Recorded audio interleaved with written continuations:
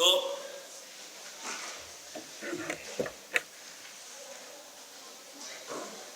previous class HOD sir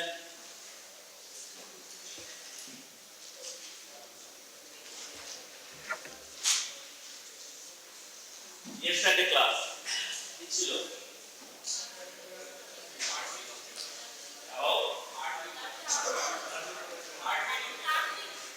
third week, but most important event in third week, gastrulation.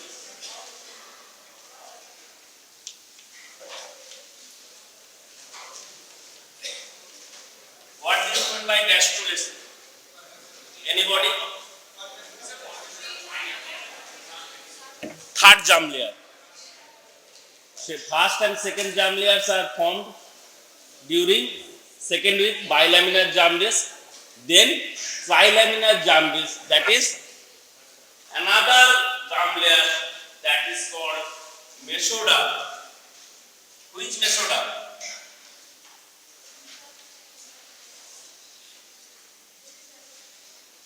Which mesoderm?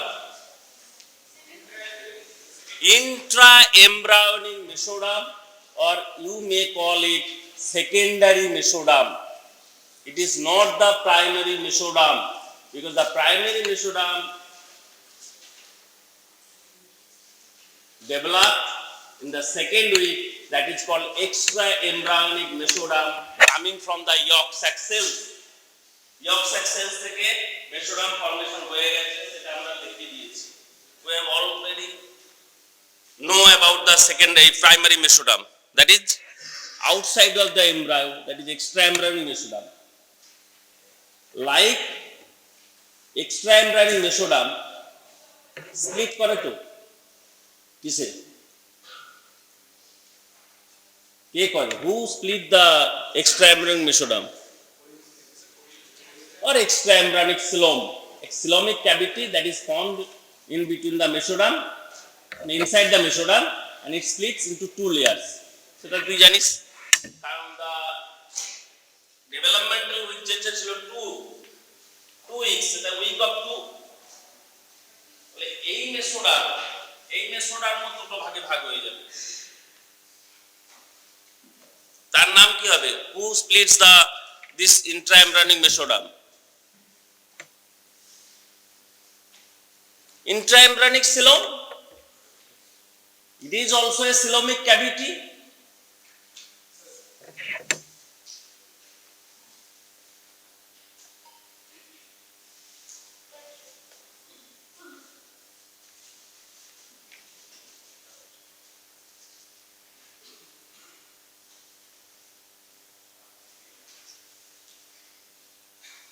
What is this?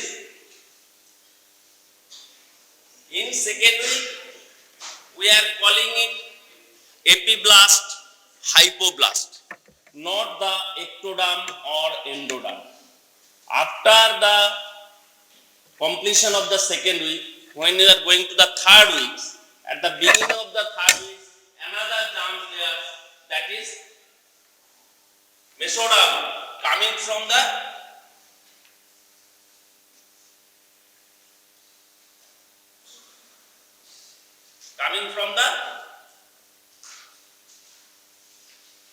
what is this? Already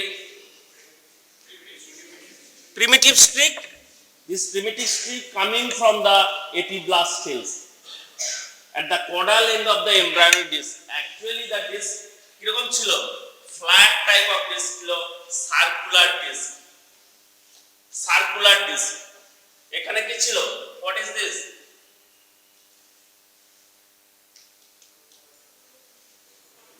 Crocodile plate. This crocodile plate coming from the endoderm or hypoblast cells. This crocodile plate, and this is the cloacal membrane along the central axis. The cloacal membrane and crocodile plate. In between, there is in the caudal portion there is a primitive streak. This is the primitive streak. When the crocodile plate is formed, it demarcate কি করে? যখন crocodile plate তৈরি হয়ে গেল, তাহলে আমরা কি বলবো এটাকে? ক্রোকোডাইল প্লেট কোন দিকে তৈরি হয়? at the cranial end, এটা cranial end, তাহলে এটা caudal end, তাহলে cephalocaudal axis বা craniocaudal axis is formed due to the formation of the procaudal plate. এটা জানিস তো? You all know when the primitive streak is formed, this primitive streak is formed, it forms the ventral and dorsal axis. From the primitive streak, another important structure is formed. বুঝবে না class? তাহলে attendance দেওয়ার কি আছে? Notochord, another midline structure, notochord. Notochord is coming from the primitive streak. Actually, the primitive streak is like a organizer. More cells, that is cells coming from the epiblast. এটা কোথায় আছে? In the region of the primitive streak. Then it lose its character. Epiblast থাকবে না। এটা একটা new type of sales তৈরি হয় কোথায়? In the primitive streak. এবার প্রিমিটিভ স্ট্রিক থেকে সেলস গুলো পরপর বেরিয়ে আসছে, এইভাবে বেরিয়ে আসে। এই জন্য এই যে সার্কুলার টাইপ অফ ছিল এটা হয়ে যাবে কি রকম? এরপরে চেঞ্জ কিরকম হবে?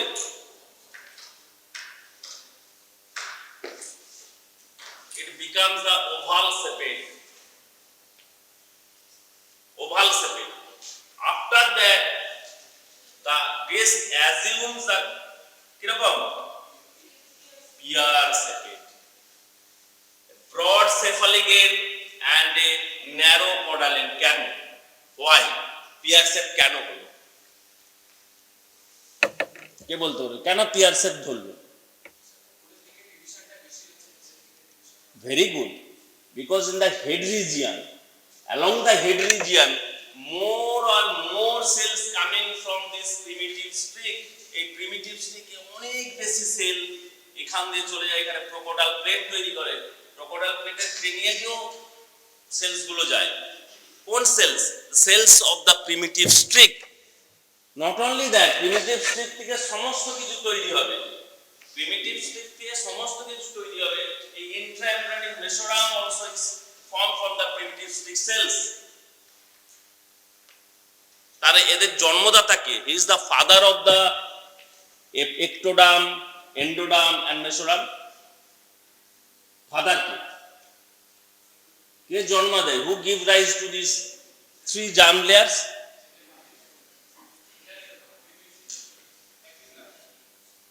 Epiblast. Very good. Epiblast is a pluripotent stem cells. আমরা এই যে এপিব্লাস্ট দেখেছিলাম, দিস এপিব্লাস্ট সেলস, আর নিচে কি ছিল? হাইপোব্লাস্ট। কিন্তু এটা আর এখন এরকম ভাবে হবে না, এটা পরে চেঞ্জ হয়ে এপিব্লাস্ট উপরে থাকবে। এই epiblast, but caudal end of the epiblastic layer, এগুলো সব সেকশনে দেখছি আমরা। এখানে অসংখ্য সেল তৈরি হয়ে যাবে। এগুলো কি? এই সেলগুলো কি? Primitive streak sales. আর একদম নিচের দিকে কি থাকবে? মানে ইনসাইড বল। আচ্ছা, how crocodile plate is formed? How crocodile plate is formed? We know the hypoblast cells are cuboidal cells. Cuboidal cells too, and it is columnar cells. This cuboidal cells becomes, some of the cuboidal cell becomes columnar and it forms the crocodile plate. এই crocodile plate টা আমরা দেখতে পাবো কোথায়? এই যে this crocodile plate। এখানে mesoderm থাকবে। We are just dealing with this embryo. by embryonic disc. You may call it embryonic disc, embryogenic area, or embryogenic shield, or it may call simply germ disc. Trilaminar germ disc. Three layers is there. Three layers কিরকম না এইখানে মাঝে sales থাকবে। এই cells গুলো কি বল? This is the mesoderm. আসছে কোথা থেকে? From the primitive streak. এবং এর জন্য এই যে genetic blueprint is there, genetic map is there. কি বলবো যে স্যার প্রিমিটিভ স্ট্রিক থেকে কেন সেল আসবে? হোয়াই? কারণ প্রিমিটিভ স্ট্রিক ফর্মেশন না হলে কোনো জার্ম লেয়ার তৈরি হবে না। The primitive streak formation is the beginning of gastrulations. A new group of cells coming from the epiblast cells coming into the caudal end of the embryonic disc and formation a primitive streak is there. Primitive মানে একদম first যেটা তৈরি হবে, that is primitive streak. Primitive streak থাকবে? Is it permanent structure or it is a transient structure? It's a transient structure.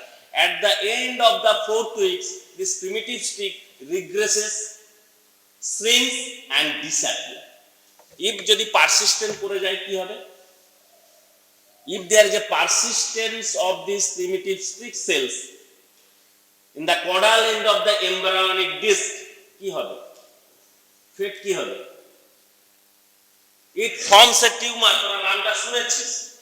That is called sacrococcygeal teratoma. Sacrococcygeal teratoma. এটা operation করতে হয়, need operation, requirement of operation, because the sacrococcygeal teratoma is nothing but the persistence of the remnant of primitive streak cells at the caudal end of the embryonic disc. সেটাই পরে in later life after the birth newborn কি দেখতে পাবি in the sacral and coccygeal region এ একটা tumour formation হচ্ছে। This tumor is known as sacrococcygeal teratoma.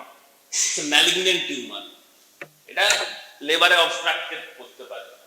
সেটা কোন জায়গাটায়? না এই যে প্রিমিটিভ স্ট্রিক যদি না রিগ্রেস হয়ে রয়ে যায়, কিছু some parts of the primitive streak remains in life, মানে after birth, সেটাই হয়। তাহলে কডোমা কাকে বলবো? ওটাও টিউমার। কোথা থেকে আসছে জানিস না? আচ্ছা এইটা কি? আমাদের ডরসাল রিজিয়নে এগুলো কি? এটা স্পাইন বেরোবে কি এগুলো?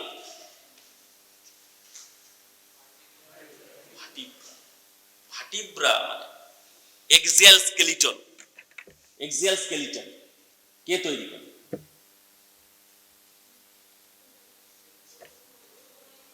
No. Notochord is a transient structure. It is also a transient structure. Notochord is formed by the primitive streak cells. Crocodile plate also is formed by the primitive streak cells. But is in the location of the notochord, another important structure is formed. বল neural tube is there. কারণ তুই যেটা আমরা দেখেছিলাম তিনটে layer, this is suppose this is ectoderm উপরেরটা, this is mesoderm and this is endoderm. তাহলে এই যে মেসোডার্ম নোটোকর্ড তৈরি হয়ে গেল, তার উপরে তো এক্টোডার্ম আছে, ওভারলাইং দ্য এক্টোডার্ম। এই এক্টোডার্ম কি করে? It is known as neuroectoderm. এক্টোডার্মের ডিভিশন হয়, সেগুলো আমরা লেটার ক্লাসে বলবো। দ্যাট সাবডিভিশনস অফ দিস মানে কি কি ডেরিভেটিভস তৈরি করতে হবে। That derivatives coming from the ectoderm, derivatives coming from the mesoderm, derivatives coming from the endoderm. এই যে ডিস্কটা দেখলি একটা ভালো করে বোঝার চেষ্টা কর, ভেরি ইম্পর্টেন্ট। এই যে ডিস্ক দেখলাম, আর ডিস্ক তো সার্কুলার বা পিয়ার্সের যাই হোক, এই যে ডিস্ক বললাম, এই ডিস্ক তিনটে লেয়ারই আছে। ডিস্কে কেটেছি, it's transverse section or any section, সেটা লং অ্যাক্সিস হতে পারে, এই সেকশনে তিনটে লেয়ারই আছে, কিন্তু থ্রু আউট দ্য ডিস্ক তিনটে লেয়ারই আছে, কিন্তু দুটো জায়গায় কোনো মেসোডার্ম থাকবে না along the mid line or central axis of the embryonic disc. আমি এটা সার্কুলার লিখেছি, এটা পিয়ার শেপ করতে হবে, কারণ more and more cell recruit in the cephalic region. Caudal রিজিয়নটা পরে আস্তে আস্তে তার ডেভেলপমেন্ট হয় in the caudal region of the embryonic disc. Most of the development occurs at the mid third weeks or beginning of third week in the cephalic region or head region. Head তৈরি করতে হবে। এই যে দুটো জায়গা বললাম, এখানে mesoderm আছে কি নেই? পুরো থ্রু আউট মেসোডার্ম আছে, পুরো থ্রু আউট মেসোডার্ম আছে, একটোডার্ম আছে, এন্ডোডার্ম আছে, কিন্তু আমি এই জায়গাগুলোয় কোনো ইয়েলো কালার দিলাম না। কেন? ওয়াই? কারণ থ্রুআউট লাইফ নয়, ইন লেটার লাইফ এগুলো বাইল্যামিনার থেকে যায়, পারসিস্টেন্স অফ দ্য বাইল্যামিনার, পুরোটাই ট্রাইল্যামিনার হয়ে যায় except in two areas along the cranial length, সেটাকে আমরা বলবো প্রোকোডাল বা prechordal plate, along the caudal length এটাকে আমরা বলবো ক্লয়কাল মেমব্রেন। ক্লয়কাল মেমব্রেন, এটা পরে, এটা যদি না জানিস পরে সিস্টেমিক এমব্রায়োলজিতে কিচ্ছু পড়তে পারবে না, কিচ্ছু জানবে না। আমি আবার বলে দিলাম, এই যে যারা ক্লাস মিস করলো ধরতেই পারবে না, they will not catch the general embryology. general embryology না জানলে প্লাসেন্টা জানবি না, প্লাসেন্টা না জানলে টুইনিং জানবি না, একদম পরিষ্কার কথা। It's a very clear cut, একটার পর একটা, ইটস এ কন্টিনিউয়াস প্রসেস, সাইমultaneously। তুই বলবি যে তাহলে কি স্যার ট্রফোব্লাস্ট ডিফারেন্সিয়েশন হচ্ছে না? Yes, সাইমultaneously trophoblast differentiates. I have told you the primary villi is, there is a core of cytotrophoblast and outer covering is syncytotrophoblast. Primary villi is form, তাহলে primary villi থেকেই যাবে। Secondary villi, tertiary villi, fetoplacental circulations, maternal unit, maternal blood আসবে, ল্যাকুনাতে ঢুকবে, এগুলো তো অনেক পরপর হতে থাকবে, তারপরে তো প্লাসেন্টা তৈরি হবে। The placenta is formed from the decidua abyssalis, maternal part কথা বলিস না, maternal part from the decidua abyssalis and fetal part chorionic plate or chorion. আচ্ছা, তুই বলতে জানা কথা বলে, you what is connecting stop? তুই কথা বলিস, what is connecting stop? What do you mean by connecting stop? দেখ, এমব্রায়োটা কিন্তু আস্তে আস্তে, আমরা এখন কোথায় আছি? We are in the just third week of development আছে। এটা 8 উইকস অবধি এইভাবেই চলতে থাকবে, বিভিন্ন ধরনের derivatives coming from this tissues, কারণ all of the body tissue কোথা থেকে আসবে? থ্রি জার্ম লেয়ার্স থেকে আসবে। যেমন এপিডার্মিস অফ স্কিন কোথা থেকে আসে? সারফেস একুলাম। Dermis of the skin, mesoderm. Body cavity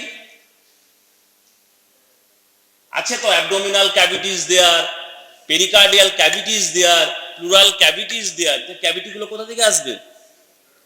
ball. Endoderm থেকে ক্যাভিটি আসে।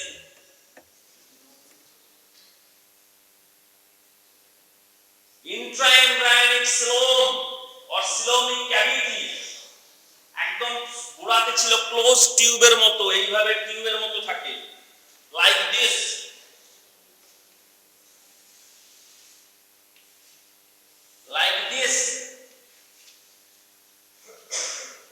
এগুলো কন্টিনিউয়াস থাকে, মানে পেরিকার্ডিয়াল ক্যাভিটি, প্লুরাল ক্যাভিটি, পরে আস্তে আস্তে ক্লোজ হয়, লাং বার্থ আছে। যেমন pericardial cavity, it is related to the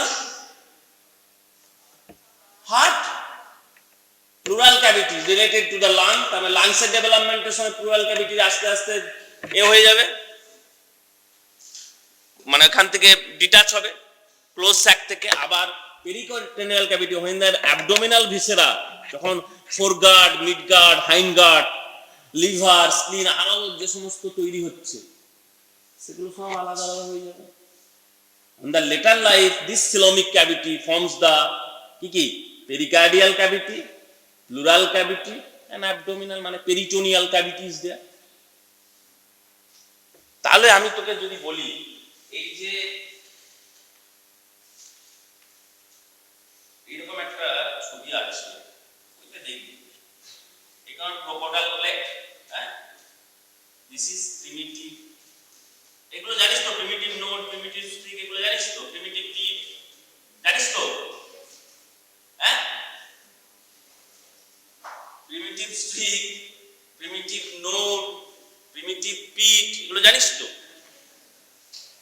বলছিস না কেন? What do you mean by primitive pit? তুই দাঁড়া, আমি তোকে বলবো প্রিমিটিভ পিট কি।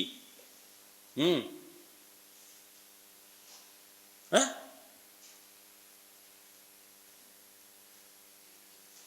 নোটোকর্ডটা কে ফরমেশন করে? প্রিমিটিভ স্ট্রিক থেকেই নোটোকর্ড ফরমেশন হয় এবং নোটোকর্ড থাকে কার কার মাঝে?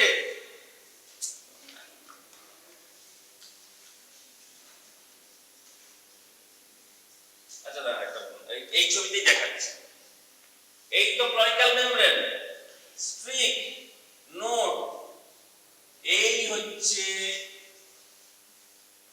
notochord. Notochord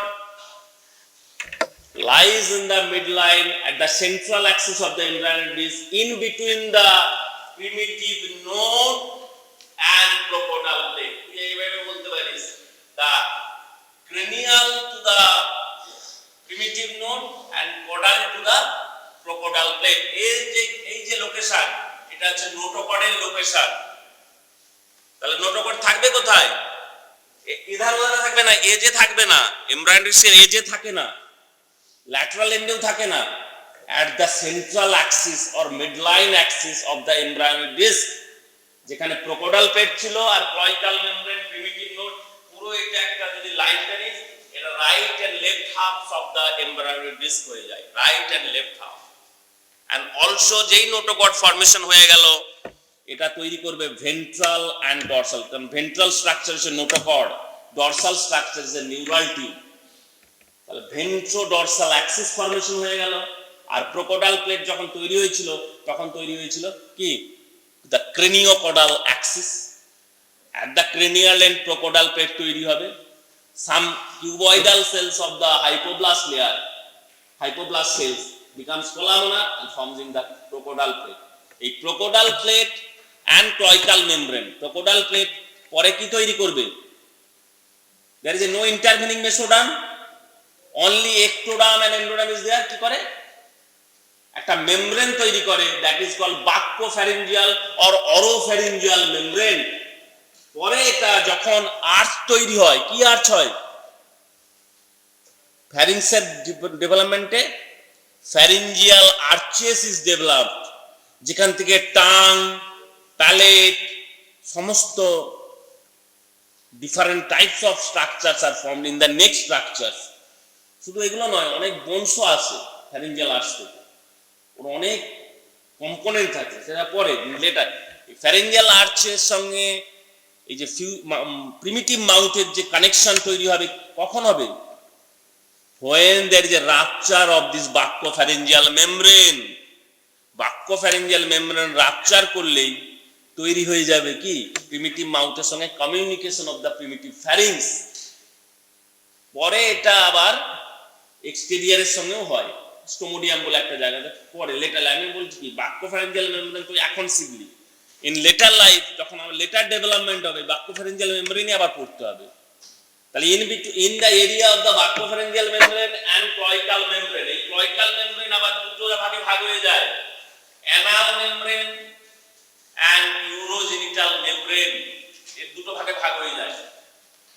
anal membrane মানে the digestive system, যেই anal membrane রাপচার করে গেল at the end of 6 weeks, it communicates with the exterior, anus perforate করে না, ইমপারফোরেট অ্যানাস অনেকের হয়, it's a developmental anomaly, imperforate anus. তাকে কি বলা হয়? কোডাল ডিসজেনেসিস, মানে হবে না, এটা ডেভেলপমেন্টাল অ্যানোমালিজ দেয়। Third week up to third week is very very important, কারণ আপ টু থার্ড উইকসে প্রিমিটিভ স্ট্রিক, নোটোকর্ড, সমস্ত ফর্মেশন, ক্রোকোডাইল প্লেট সমস্ত ফর্মেশন হয়ে যায়। আস্তে আস্তে এবার তুই বলবি স্যার তাহলে স্কেলিটাল টিস্যুস, মাসেল টিস্যু এগুলো কোথা থেকে আসবে? ধীরে ধীরে আসবে। তাদের একটা লেআউট তৈরি হয়ে গেল যে কে কোথা থেকে দিতে পারে। দা এন্ডোডাম, মেসোডাম, একটোডাম তৈরি হয়ে গেল। একটোডাম যারা এপিব্লাস্টে রয়ে গেল, ধর এইটা একটা, তোরা সবাই এপিব্লাস্ট সেলস, সাপোজ কিছু এপিব্লাস্ট সেলস বেরিয়ে গেল, বেরিয়ে গিয়ে কোথায় চলে গেলি? সরস্বতী পুজো যেখানে আলপনা আঁকা হচ্ছে, in the region of primitive streak, তাহলে তোরা হয়ে গেলি মেসোডাম। কিছু এখানে গেল না, কিছু মণ্ডপ তৈরি করতে লেগে গেল, তারা হচ্ছে এন্ডোডাম। হাইপোব্লাস্ট লেয়ারকে ডিসপ্লেস করে করে এন্ডোডাম তৈরি করে দিল।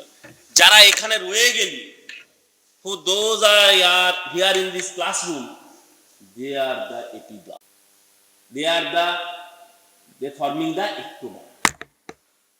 তারা কোথাও মাইগ্রেশন হয়নি, তারা এপিব্লাস্ট লেয়ারেই রয়ে গেল, and they continue as ectodam. তার মানে একটোডাম, এন্ডোডাম, মেসোডাম যাই বলিস না কেন, coming from the epiblast cells. কি করছিস? মোবাইল। তাহলে ওখানে হাত দিয়ে কি করছিস? মোবাইল। তুই বল।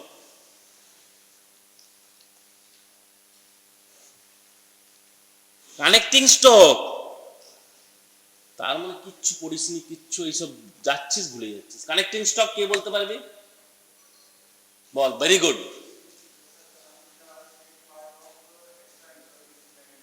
Mesoderm, very good.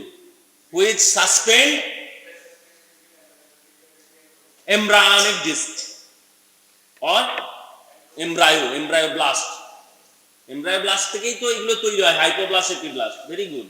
Unsplit part of the extra embryonic mesoderm, it is from the connecting stalk. কারণ কি? এক্সট্রা এমব্রায়োনিক সিলম এক্সটেন্ড করেনি ওই পর্যন্ত। এই যে এই ছবিটা দেখলেই বুঝতে পারবে। অত সহজ নয়, বারবার পড়তে হবে। পড়বো না, জেনে যাবো, হবে না, কোনোদিন পারবি না।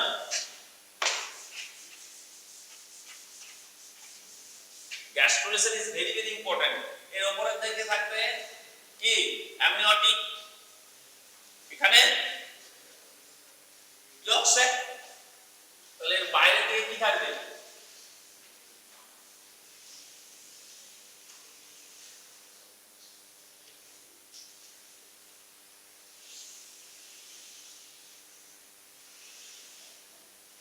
আর পুরো বাইরের দিকে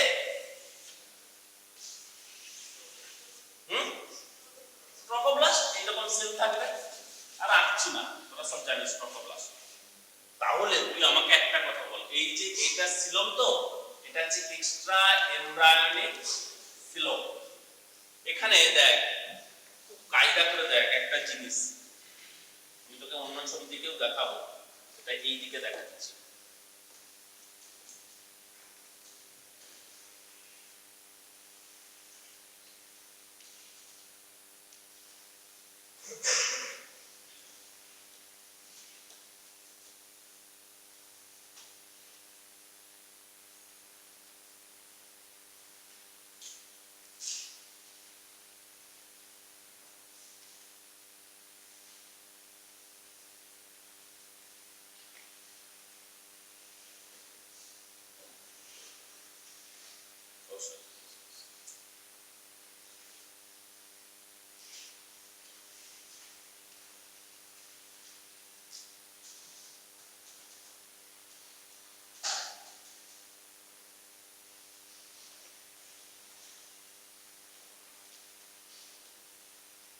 এটা কি করলাম, আর ওটাই বা কি করলাম?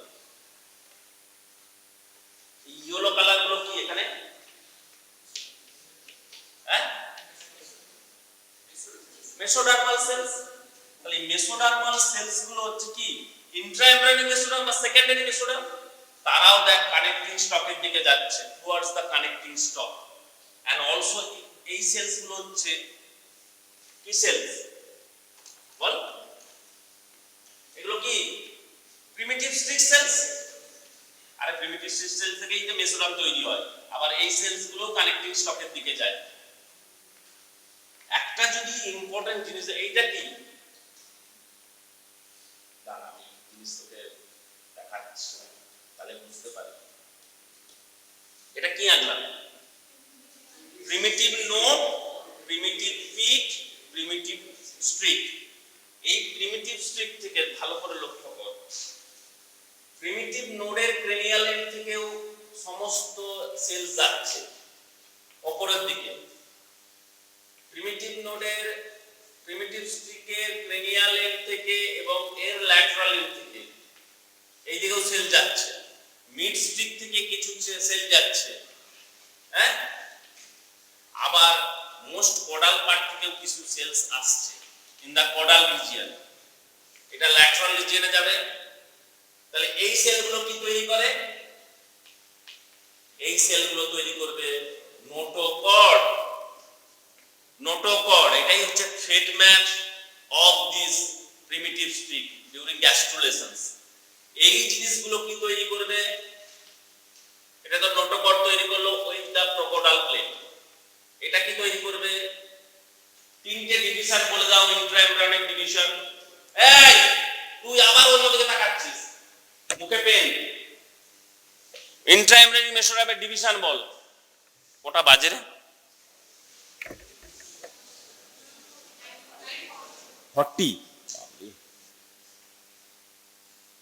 কিছুই জানি না। বল বল বল, কি বললো? পারাক্সিয়াল মেসোডার্ম, আরেকটা সোজা জিনিস একদম ল্যাটারালি থাকবে ল্যাটারাল প্লেট মেসোডার্ম, একদম মিডলাইনের পাশে থাকে পার অ্যাক্সিয়াল, অ্যাক্সিসের পাশে, মানে এটা যদি অ্যাক্সিস হয়, অ্যাক্সিসের পাশে যে মেসোডার্ম থাকে দ্যাট ইজ দা পারাক্সিয়াল মেসোডার্ম। তার বাইরে একটা স্ট্রিপ, ছোট্ট স্ট্রিপ, ঠিক আছে। আরেকটা হচ্ছে এইটা, এটা হচ্ছে তোমার নোটোকর্ড, এবং নোটোকর্ডের এই পেছন দিকে আছে নিউরাল টিউব। যেখানেই নোটোকর্ড ছিল, কোথায়? In between the prochordal plate and primitive node, সেখানেই তৈরি হবে neural tube on the dorsal region. Neural টিউবের যে কেন নিউরাল টিউব কি করে ইন লেটার লাইফ? বলিস না কোনোদিন নিউরাল টিউব ভাটিব্রা তৈরি করে। Central nervous system, brain along with the spinal cord, কারণ তার ছবিটা এইরকম করে দাঁড়ায়। নিউরাল টিউবটা পরে এইরকম ফরমেশন হয়, একটা broad cephalic end and narrow caudal end of this neural tube. Neural tube formation পরে পড়ানো হবে। এটা পরে করে, এটা পরে ভবিষ্যতে করে ব্রেন, এটা করে spinal cord. This neural tube in the just যে লোকেশনটা অকুপাই করে রেখেছিল কে? নোটোকর্ড। সেই লাইনে নিউরাল টিউব ফরমেশন হয়, কিন্তু neural tube extend to the more end cranial end, কারণ নালে ব্রেন তৈরি করবে কি করে। কিন্তু notochord do not extend mid cervical region, কারণ নোটোকর্ড পুরোটাই রিগ্রেস হয়ে যায়। পারসিস্টেন্ট কি থাকে আমি তোকে দেখে দেখাচ্ছিলাম। এই যে দুটো ভার্টিব্রার মধ্যে কি থাকে?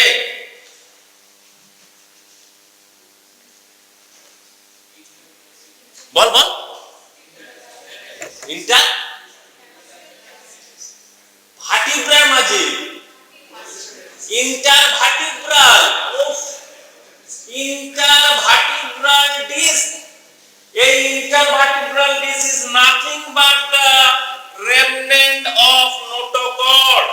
It is is called nucleus pulposus. যখন আবার ভার্টিব্রা পড়ানো হবে ইন্টারভার্টিব্রাল ডিস্ক, তার অনেকগুলো পার্ট থাকে, সেন্ট্রাল পার্ট, পেরিফেরাল পার্ট।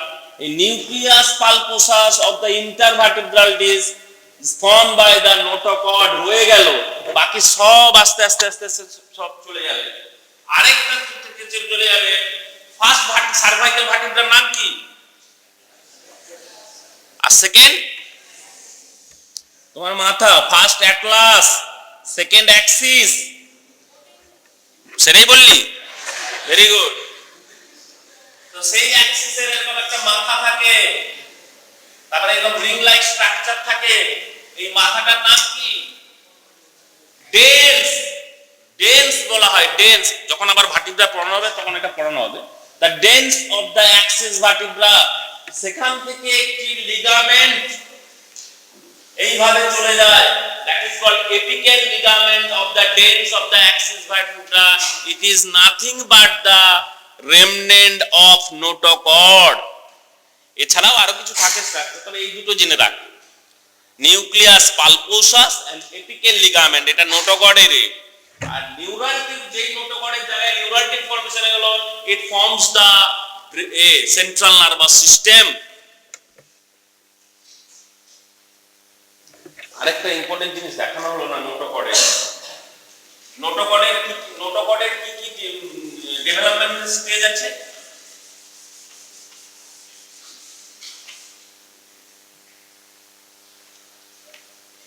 সেই ছবিতে তোমাদের যে ডিভিশনটা দেখিয়ে দিচ্ছিলাম,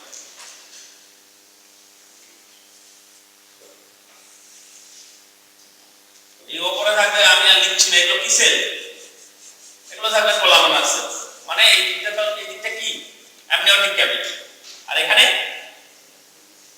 বল এন্ডোডার্ম সেলসটা কি রকম, কিউবয়েডাল সেলস। তাহলে এই মাঝে কে বসে আছে, এটা মেসোডার্ম আছে। তাহলে এই মিড লাইনে কে বসে আছে, নোটোকর্ড। তার উপরে ডরসালি নিউরাল টিপ। তাহলে এই জায়গাগুলো কি, এই যে আঁকছি এবারে, এগুলো কি, তিনটে কালার আলাদা দিলে ভালো। বল বল বল বল। ইন্ট্রাএমব্রিওনিক মেসোডার্মের সাব ডিভিশন হচ্ছে, সাব ডিভিশন অফ ইন্ট্রাএমব্রিওনিক মেসোডার্ম এইভাবেই থাকে।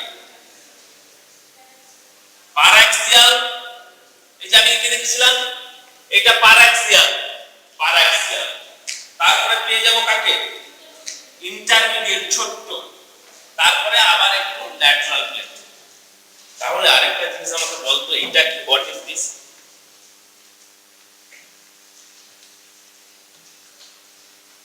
এটা কি,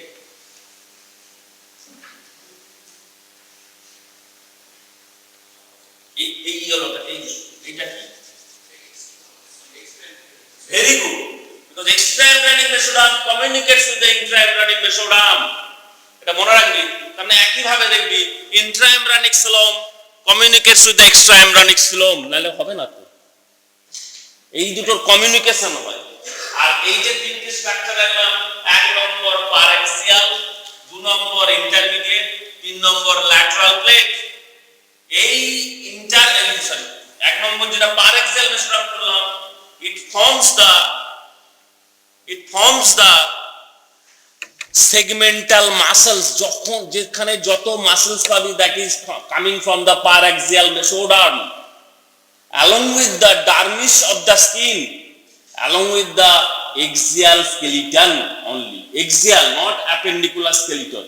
আবার ভাব, এই যে লিম্বারে যত মাসেলস আছে, সমস্ত muscles, deltoid ball, brachialis, brachioradialis, triceps, biceps coming from the paraxial mesoderm. শুধু এটা নয়, abdominal musculature অনেক আছে, external oblique, internal oblique, transversus abdominis, so many muscles are there, neck muscles আছে, সমস্ত paraxial mesoderm থেকে আসছে। তাহলে কি বলবি স্যার, তাহলে lateral plate mesoderm কি করে আর intermediate mesoderm কি করে? lateral plate mesoderm, এটা কোথা থেকে আসছে? স্ট্রিকের কোন রিজিয়ন থেকে?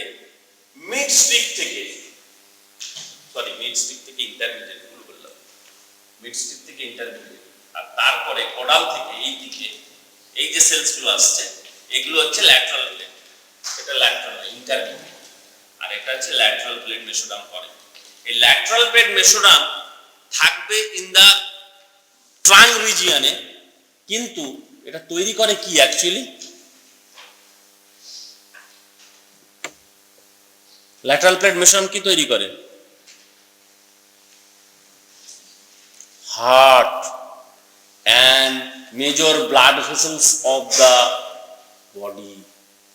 এবার তুই বলবি স্যার হার্ট কোথায়? এই যে আমি একটি ছবি এঁকেছিলাম সিলোমিক ক্যাভিটি, ইন্ট্রামিডিয়েট সিলোমের, এই জায়গায় রেড কালার, এই জায়গায় বসে আছে হার্ট, তারপরে হচ্ছে ক্রোকোডাইল প্লেট, তারপরে হচ্ছে ব্রেনের এইরকম neural tube, node, streak, cloacal membrane, পুরোটা আবার কভার হবে। তাহলে এই জায়গাতেও একটা জিনিস থাকে, আমি বলছি সেটা এখানেও ইম্পর্টেন্ট আছে। এই যে ল্যাটারাল প্লেট দেখলি, হ্যাঁ, in the lateral plate mesoderm, এই ল্যাটারাল প্লেট মেসোডার্ম তৈরি করবে হার্ট, এটাকে কার্ডিওজেনিক এরিয়া বলে। At the end of the fourth week, sorry at the beginning of the fourth weeks heart is developed. Embryonic heart, heart মানে ওরকম heart না, embryonic heart. তারপরে difference অনেক আছে, অনেক ডিফারেন্সিয়েশন আছে, অনেক ডেভেলপমেন্ট আছে হার্টের, অত সহজ নয়। কিন্তু তার যে এমব্রায়োতে হার্ট সব ডেভেলপমেন্টে যে হার্টটা তৈরি হয়ে যাবে সেটা এই জায়গাটা, এটাকে বলে কার্ডিওজেনিক এরিয়া বা হার্ট ফর্মিং প্লেট বা কার্ডিওজেনিক প্লেট। আচ্ছা, হোয়াট ইজ সেপ্টাম ট্রানভার্সাম বল? আর এই জায়গাটায় যেটা তৈরি হবে সেটা হচ্ছে প্রিমিটিভ পেরিকার্ডিয়াম।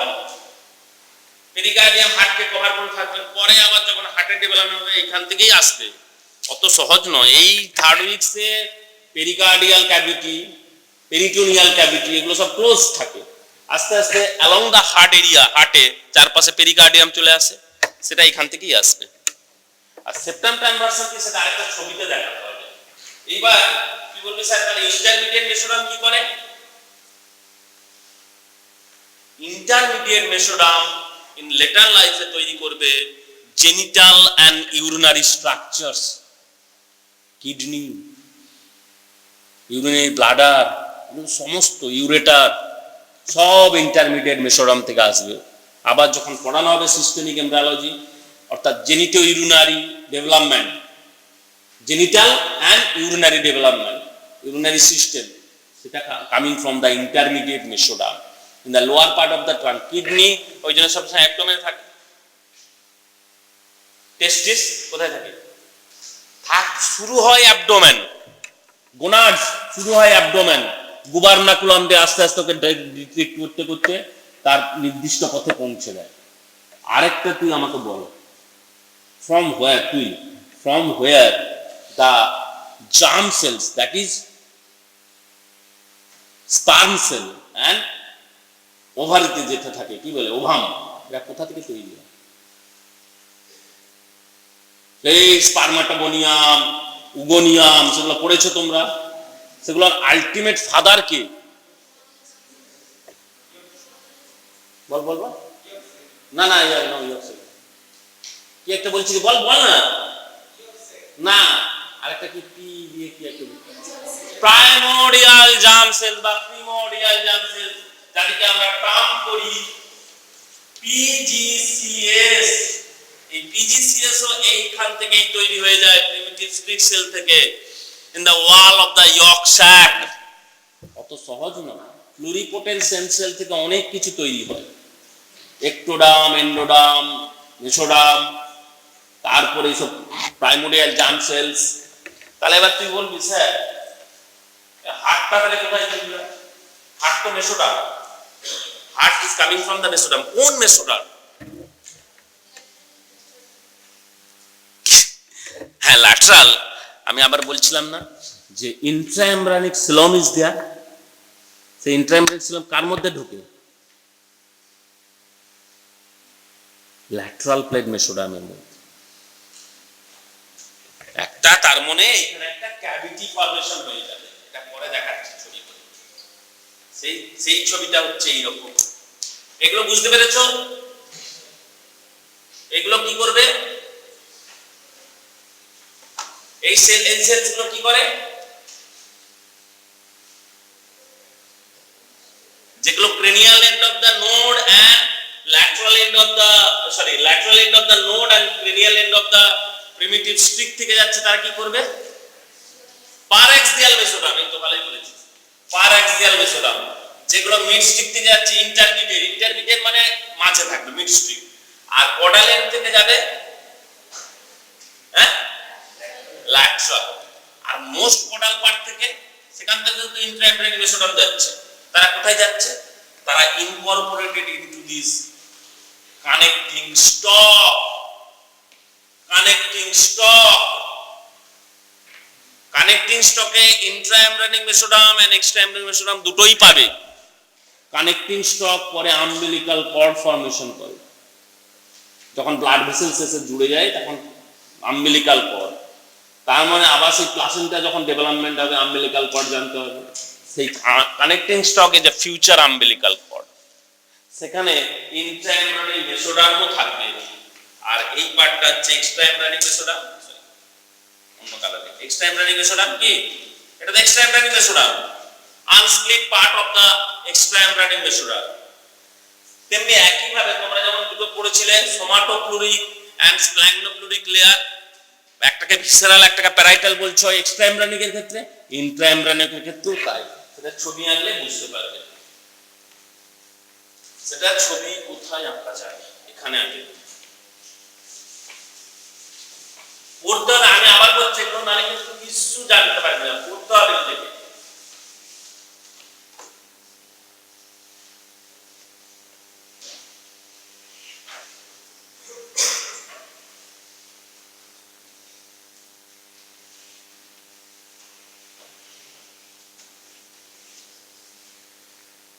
এই ওপরে আঁকলাম আমি, কি আর আঁকছি না, কি বলবো, একটোডাম, আর নিচের দিকে এন্ডোডাম, কিউবয়েডাল, এগুলো সব থাকবে এরকম। এই যে ক্যাভিটিটা ফর্মেশন হয়ে গেল, এই ক্যাভিটির নাম কি? In the lateral plate intraembryonic Silam. এই পুরো এই মেসোডার্মটাকে দুটো ভাগে ভাগ করেছে, এই দিকের একটা পার্ট, এই দিকের একটা পার্ট। যেটা এক্টোডার্মের দিকে আছে, towards the ectoderm, that is called somatopleuric layer or parietal layer of the intraembryonic mesoderm. এই পার্টটা এইখানে কিন্তু অ্যাকচুয়ালি হার্টবিট তৈরি হয়ে যায়, জানেন? এখানে হার্টবিট তৈরি হয়ে যায়, হার্টবিট তৈরি হয়। কোথায় হয়? অ্যাকচুয়ালি এটা হচ্ছে স্প্ল্যাঙ্গনোফ্লুরিক এরিয়া, এই যে এইখানে টুয়ার্ডস দা, যেটা এর দিকে থাকবে, কোন দিকে? Towards the endoderm. এই পার্টটাকে আমরা বলবো কি? সোমাটোফ্লুরিক নয়, splanchnopleuric or visceral layer of the mesoderm, intraembryonic mesoderm 2। এই যে 2 স্প্ল্যাঙ্গনোফ্লুরিক, এই স্প্ল্যাঙ্গনোফ্লুরিক মেসোডার্ম থেকেই তৈরি হবে হার্ট, কার্ডিওজেনিক এরিয়া, এবং তার ফ্লোরে যে সেলস গুলো থাকে তারা তৈরি করবে এই সিলোমিক ক্যাভিটি, যে পেরিকার্ডিয়াল ক্যাভিটি, সিলোমিক ক্যাভিটি। এইবার আমাকে বল, উপরের যে আমি এই জিনিসটাকে লিখেছি এটা কি? এটা হচ্ছে এই পার্টটা, এই পার্টটা, এই পার্টটা হচ্ছে আনস্প্লিট। যেভাবে unsplit part of extraembryonic mesoderm forms the connecting stalk, in the same fashion unsplit part of the intraembryonic mesoderm forming the septum transversum. Future অনেক আছে septum transversum থেকে অনেক স্ট্রাকচার দেওয়া। Septum transversum is nothing but the unsplit part of intraembryonic mesoderm. আমরা কি দেখলাম, এগুলো সব স্প্লিট হয়ে গেল, কিন্তু এই জায়গাটায় স্প্লিট হলো না। দেখ দুটো একসঙ্গে কন্টিনিউয়াস। কোনটা? the splagnopluric layer and somatoplurid layer or visceral parietal layer of the intraembryonic mesoderm। সেটা তার মানে ক্যাভিটি যদি এই পর্যন্ত চলে যেত, এই পর্যন্ত যদি ক্যাভিটি চলে আসতো, এটা ভাগ করতে পারতো, এই মানে আনস্প্লিট হতো, স্প্লিট হয়ে যেত। ক্যাভিটি অতদূর যায় না, ক্যাভিটি এই পর্যন্ত থাকে।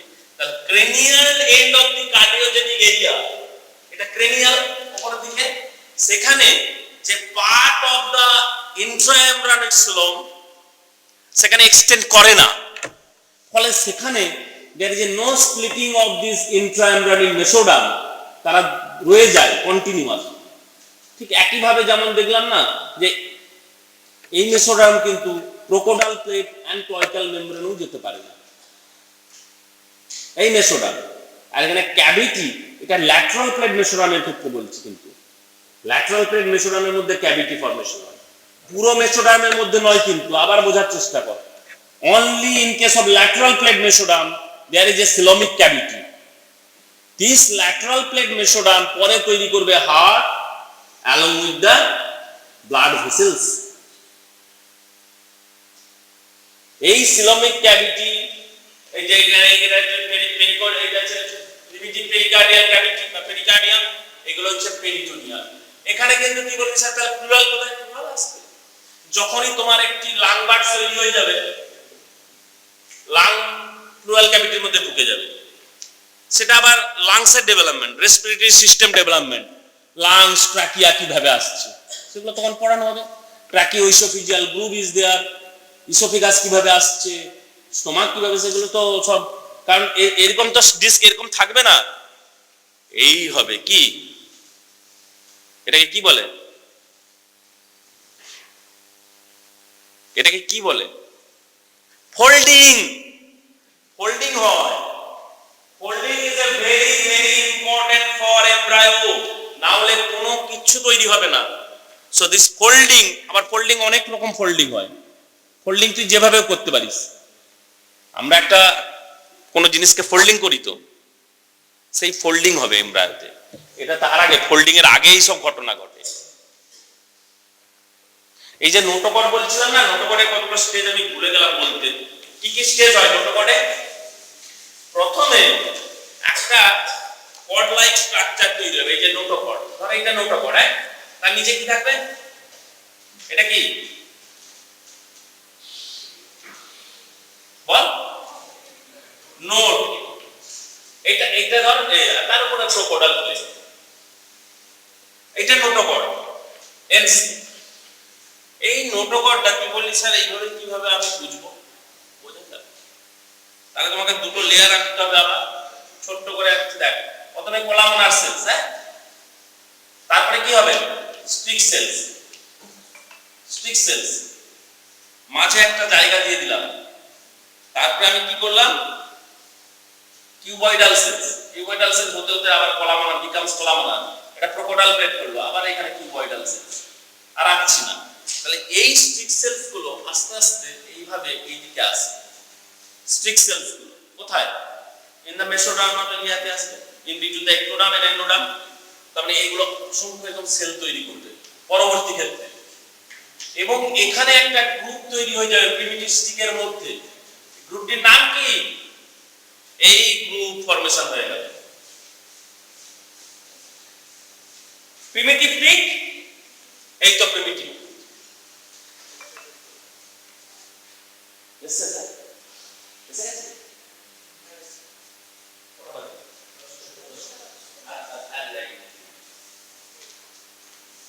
এই যে group in the streak cells, blastopore বা প্রিমিটিভ পিড ইজ দেয়ার। এই এটাই পরে আস্তে আস্তে এরকম ভাবে পুরো এই আমার যে ছবি আঁকলাম, এখানে সেল থাকবে, এখানে সেল থাকবে, তাহলে এই যে তৈরি হয়ে গেল, এটা কি নাম? নোটোকর্ডাল ক্যানাল। এই যে নোটোকর্ডাল ক্যানাল তৈরি, এইটা ক্যানাল তৈরি, আগে ক্যানাল ছিল না, ক্যানাল তৈরি আগে ছিল এরকম প্রসেস থেকে ক্যানাল হলো। তাহলে প্রথমে ছিল প্রসেস, প্রসেস থেকে ক্যানাল, নোটোকোডাল ক্যানাল। এই নোটোকোডাল ক্যানাল আস্তে আস্তে কি করবে না, একটা ছবিতে দেখাতে হতো, নেক্সট ডেতে দেখাবো কিভাবে নোটোকোড ফর্মেশন হলো। কারণ আজকে অনেকগুলো জিনিস বলা হলো, রিক্যাপচুলেশন হলো, পড়তে হবে, কিন্তু না পড়লে হবে না। যে কোনো বই ফলো করে পড়ো, সব বইতে লেখা আছে, কিন্তু জিনিসটাকে জানতে হবে। And if you not know the general embryology, কিছু পড়তে পারবে না সিস্টেমিক এমব্রায়োলজি। সিস্টেমিক এমব্রায়োলজিতে কিছু বলতেই পারবে না। আর যারা এখানে অ্যাটেন্ডেন্সে চলে গেল, তাদের অবস্থা খারাপ। তারা দেখ পাস যেভাবেও করে যাবি, পাস করাটা এখনকার দিনে কোনো ব্যাপারই না। If you know the embryology, you know the gross anatomy. Gross anatomy is very very easy হয়ে যায়। ম্যাডাম পারেক্টাল রেসোনান্স সময় হবে সোমাটোমিয়া, তারপরে মাসিক হবে, সেটা পরের ক্লাসে, ঠিক আছে?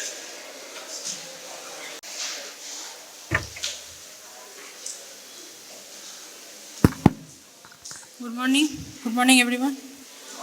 Okay, so today now is your community medicine class. Okay, you have one initial, I think one or two initial community medicine class. So what was the topic among you, like who were present in the past class? Only one,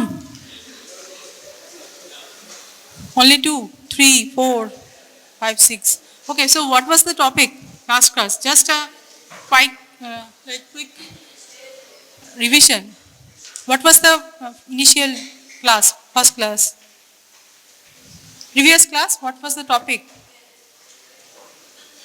Health. Okay, so can you define health? Not a definition, I am not asking about a proper definition, but what you understand from the last class, like that should be carried forward. Kono idea? Health ki? Physical, mental or social well-being. Okay. And other part? Not merely the absence of disease, okay, or infirmity. Okay. So today we will continue with causation of disease. Okay. What are the causation of disease? Regarding that one. So from health you have now like some idea what are the determinants of health. I think it is also covered. So name some determinants. You. Anyone. Sit. Any one determinant. Already you have told. Physical, mental,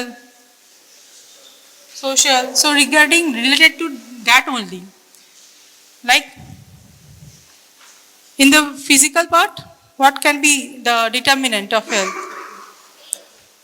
Age, okay. Gender, okay. Immunologic status of an individual. Then social. Spiritual is another aspect, but in the social there is a socio-economic aspect. There is an environmental aspect. So these terms I think you should know by now. These terms are related to health. That is enough for this class. So theories of disease causation, like from the primitive age, so there was, man was searching what are the causes of disease, okay, and what are the, like how the disease can be discovered, how it can be prevented, how it can be treated. So that search has begun already like 5000 BC, and like it is called like as a primitive medicine. It is dated back to 5000 BC. So in that time it was believed that there was some supernatural causes which is causing the diseases. Okay, supernatural cause means there are, like they believe there are some power, or the person has done something wrong in the previous birth, so he is getting the punishment as a form of a disease in the present birth. Or there is a power there is an evil power which is causing the disease in an individual. So these kind of beliefs were there in the primitive time. After then, like in Middle Ages, around 500 to 1500 AD, some other thoughts came. So people continue to search what are the causes, but they couldn't know what are the causes. So they like prepare some theories according to their understandings at that time. So it was then believed that some diseases are related to some bad air. So they try to relate the disease with the bad air. Bad air means also they thought that it is like close contact with some person who has the disease is actually causing disease to other persons, which is known as the contagion theory. It was like in the Middle Ages. And after that, like William Farr was one of the epidemiologists. This term, you know, have you heard this term, epidemiology? Okay, so it is new to you. Just remember, William Farr was a epidemiologist, and he started giving a theory which is known as miasma theory. Okay, and in this theory, what he told, he related like diseases with bad clouds. So bad clouds means he postulated that the bad cloud is usually present close to the earth in the lower altitude, and that because of that only the people who are residing in the lower altitude or the close to sea level, earth level is having most of the disease compared to those who are living to the higher altitudes. So these are different theories. Just remember, try to remember one of these theory names. Okay. So after them, in the mid 19th century came the germ theory of disease. Have you heard about the germ theory? Yes, some of you has heard. Okay, so the Robert Koch and the Louis Pasteur, they discovered first ever bacteria. Okay, and Robert Koch has given a postulate which is known as Koch's postulate, and they also tried to find out what are the causes, what the disease is happening in the man, and they stated that each and every human disease is caused by a microbe or germ. So a microbe or germ is responsible for the causation of a disease, and which is specific to the disease. So that microbe can only cause that particular disease. It cannot cause other disease, they postulate. Also they said one must be able to isolate that microbe and which is causing the disease in human being. So they said that microbe, if it is isolated from the human being and it is produced artificially outside the body, then inoculated in another healthy human, so it will cause that specific disease only. For example, they given the example of tubercle bacilli. So tuberculosis, you all know, heard about tuberculosis? Okay? Heard about tuberculosis? Okay. So tuberculosis is caused by which bacteria or virus? Is a bacteria. What is the name of the bacteria? Mycobacterium tuberculosis. So they said if the microbe which is causing that tubercle bacilli or the Mycobacterium tuberculosis bacteria is actually responsible for the tuberculosis, and if it is present in the body of a human being, then definitely the tuberculosis will occur. Okay. So according to them, it was their proposition. Now, in the in the 20th century, then after some more advances in the medicine, the germ theory limitations has started appearing. What happened in the Western world? People were observing that there was no vaccine for tuberculosis at that time. There was not even treatment. The medicine, anti-tubercular drugs were not there at that time. So, but in spite of absence of that vaccine and medicine, the disease of tuberculosis started declining in the Western world. So the scientists started thinking, why is this happening? If the tubercular bacilli is present there, it should like cause disease to everyone who was exposed to the disease. So then that limitation actually helped them thinking further, and they like further the scientist has proposed another theory, and then the term called epidemiological triad has appeared. Okay, so it is another theory which is currently is the like soul of our disease causation. So you will heard this term epidemiological triad in case of every disease. There is some epidemiology for every diseases. Okay, maybe it is a infectious disease or communicable disease that is caused by a bacteria or virus, anything, or maybe it may be a also chronic disease or which cannot be described by a single cause of bacteria or virus or a single microbe or germ. So what they said, like epidemiological triad is the theory hypothesizes three important determinants. So they divided the determinants or the factors which is influencing the disease causation into three parts. One is the agent factors. Agent factors means which is related to the microbes or the bacteria or virus or the germ, okay, which was initially the Robert Koch postulates. Okay, they kept that term. So the characteristics related to the agent factor or the microbe is actually helping in causing disease. This is one of the key factor. But there are some other causes or factors which are also influencing of disease causation. What are those? The host factor. Host factor means here host is the human being is considered as a host. So all the characteristics which is related to the human being comes under the host factors.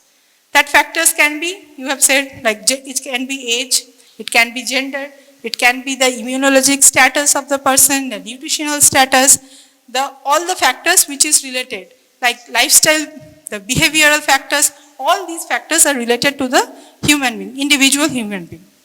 So these will come under the host factors and the environmental factors. The environmental factors means all the factors which is external to the human being or external to the host factors and agent factors are considered as environmental factors. Now it includes all the surrounding which where the human is living, and those factors, what are those factors we will see in the subsequent slides. So they said like a disease results from the interaction between the agent and susceptible host and in an environment that supports transmission of the agent from a source to that host. Here observe that there are some key words. First is the interaction between. So there should be an interaction between agent, host and environment. If the agent is present, host factors are present, suitable environment of causing the disease is present, but there is no interaction in between them, so the disease will not occur. So key term is interaction here. Susceptible host means the host must be susceptible. Suppose you are someone is immune or vaccinated against measles, okay? A child is vaccinated against measles now, thought. So the child is not susceptible to measles then, okay? If the child is exposed to the measles virus, then the child will not develop measles as a result, because the child is immune to measles, okay? Vaccination is the part, I think vaccination class, initial one class was there, okay? So vaccination will improve or include the introduce immunity which will which will be effective against a specific virus or bacteria. So the person who is not vaccinated is the susceptible person. So a child, if he or she is like not vaccinated against measles, so we will call that child as a susceptible to measles. Okay? But if he is or she is like vaccinated, then he or she is immune to measles. Okay? So the host should be susceptible. If it is not susceptible, disease is not going to have like a contract to in the host. Other factor is the environment that supports transmission. So there is a like a link of transmission. The disease agent may be in some other like source or reservoir. It is called actually source or reservoir. Like in case of suppose case of tetanus. Okay, the disease agent heard about tetanus. You have heard about tetanus, I think. So tetanus, the causing agent is it is like a Clostridium tetani, which is a bacteria which is present usually in the soil. Okay, the soil here is the source. So agent is the Clostridium tetani bacteria, but the source or reservoir is the soil. Now, if a person is not exposed to the soil or contaminated soil, which is contaminated by the Clostridium tetani spores, then he or she is not going to develop tetanus. Okay? It will only happen if there is some cut, like the mucosa of the person is exposed and the tubercle bacilli, the Clostridium tetani spores are present in that soil and it enters the body. So these are so many factors. This will determine actually whether the people will have like the disease or not. So there should be a suitable environment. The environment should be like suitable for disease transmission. So there is another term called vector. You will heard later what is a vector. Vector is a organism, or it is it may be a insect, arthropod, anything which will help transmitting the disease from one source or reservoir to the human or host. So what is the epidemiological triad? So we have already said like there are three factors. So it is represented, why it is triad? Because there are three factors and it is represented as the three end of a triangle. So in one end we represent as the agent factors, then host factors and environment factors. So these three factors are mostly present all over surrounding us. But when there is a well balanced between these three factors, disease will not cause, the person will be in a healthy situation. But when the disease will happen,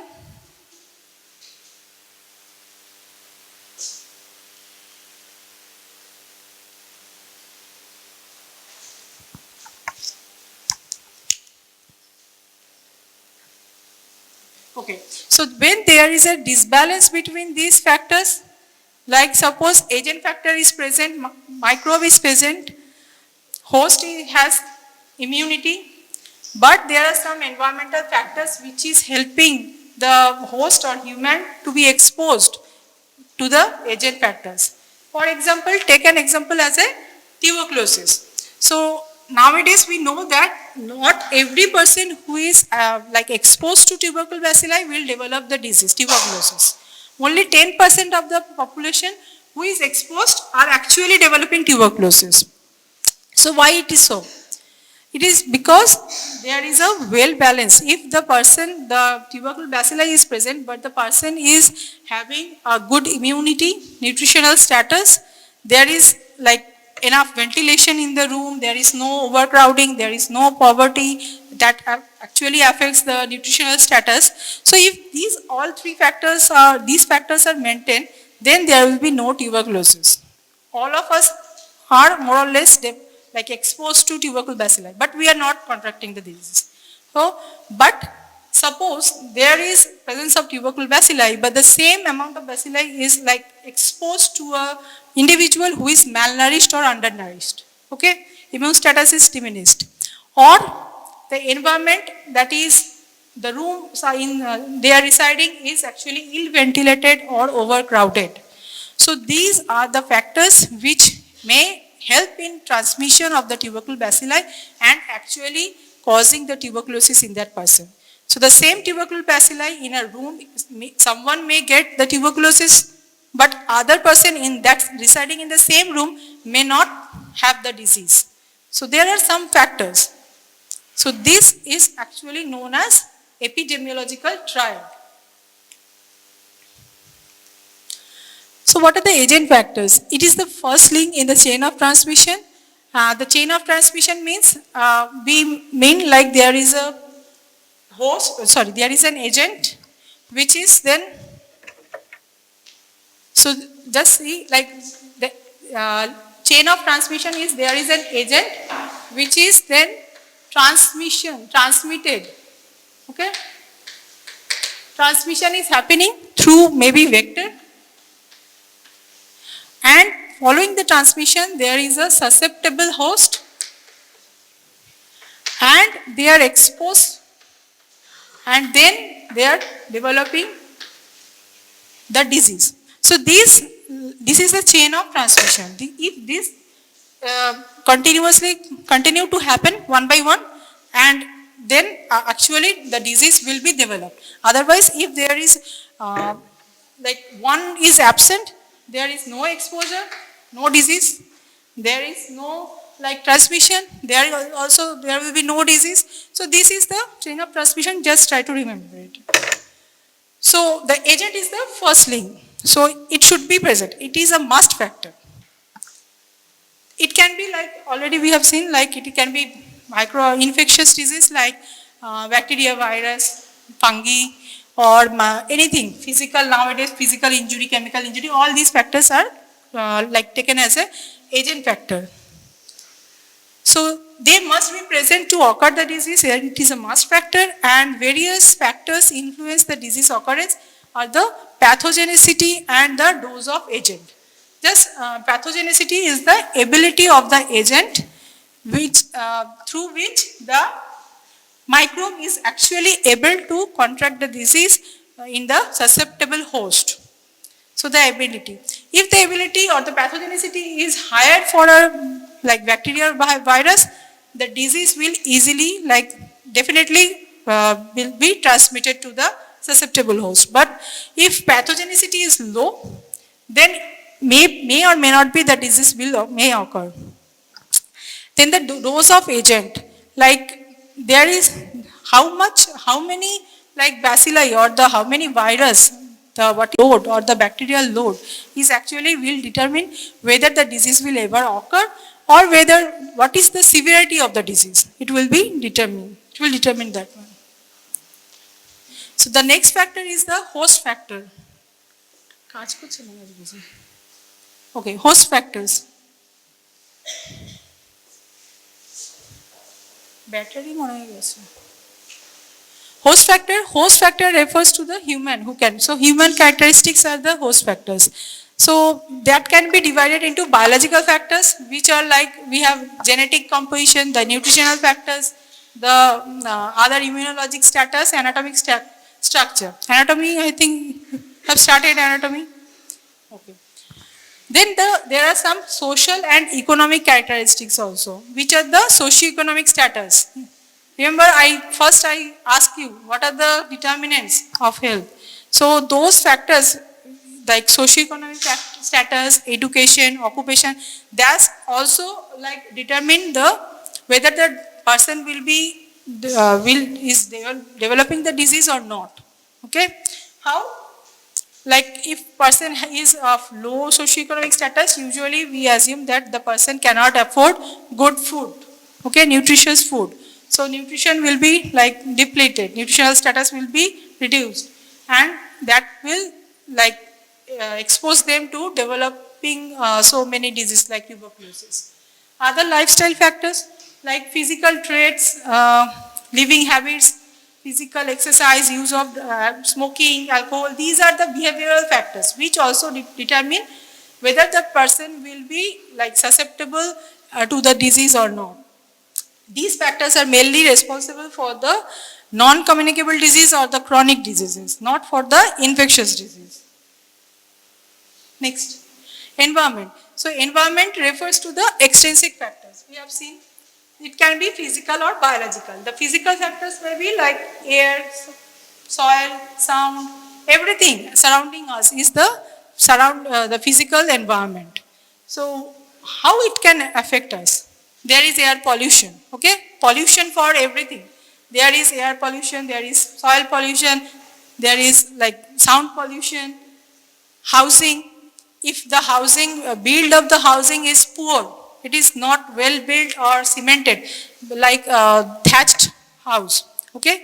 There is too much like flies around the house. And the flies are actually, mosquito flies, these are actually vectors which will help in transmission of disease. So where the flies are more, house fly, we all have seen house flies. That actually more in case of the slums, in the poor villages where the all the waste materials have like accumulated. In that place, these flies will be more. And if there is high density of the flies in a place, that will actually help in transmission of diseases like malaria, chikungunya, malaria, whatever, other, so many diseases. So biologic is that insects or the arthropods who are actually acting as a vectors, helping the transmission of the disease agent to the susceptible host. So epidemiological triad, so this, just remember this figure, there is like in the triad, there are 3 circles. So each circle is representing one characteristics. The agent is represented by one circle, host and environment. But if these circles are present but there is no interaction in between them, there will be no disease. Okay? The disease will only happen, just see this dark part, which is the like interconnection between the 3 circles. So this part, those individual who are actually exposed to these situations will develop the disease, not the person who are present in this part of the circles and like triangle. So remember that there must be the interaction, the interrelationship, the interaction between agent, host and environment must be present to cause a disease. Next. আরেকটা আগে যাবে আরেকটা না না আগে আগে আগে মানে হ্যাঁ আগে আরেকটা আগে আরেকটা আরেকটা হ্যাঁ এর পরেরটা নেক্সট নেক্সট নেক্সট হ্যাঁ so there is another theory of disease causation which is like triangle of epidemiology. Here there is like all the factors, agent, host, environment, but one additional factor is present there, which is known as like time factor. Here this time is actually denoting the incubation period of a disease. Now incubation period is a new term, I suppose. It means like it is the duration which actually if a person is exposed to a disease agent and the development of the disease, that actually has some time. Suppose one person is exposed to chickenpox, okay, chickenpox virus, and after usually 7 days the person is started having fever, then other pustules, papules, all the things are happening. So this time period, 7 to 14 days, when the person is actually exposed to the disease agent, but has not been, signs, symptoms has not been occurred in that person. So this time is known as incubation period. Okay? When the disease agent or microbe has entered the body, but it has not causes a disease, but in the process of disease causation, and then after then when the signs symptoms appear,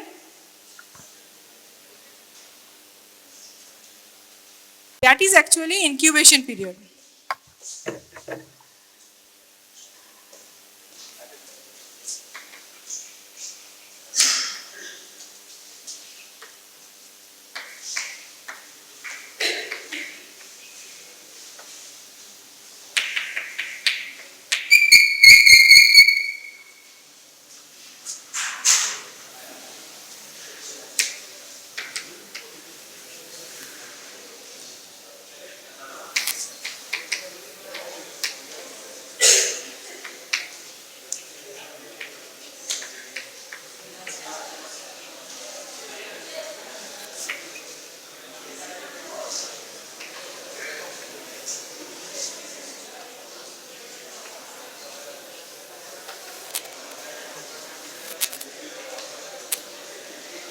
হয়ে গেছে যাওয়ার চলে যাও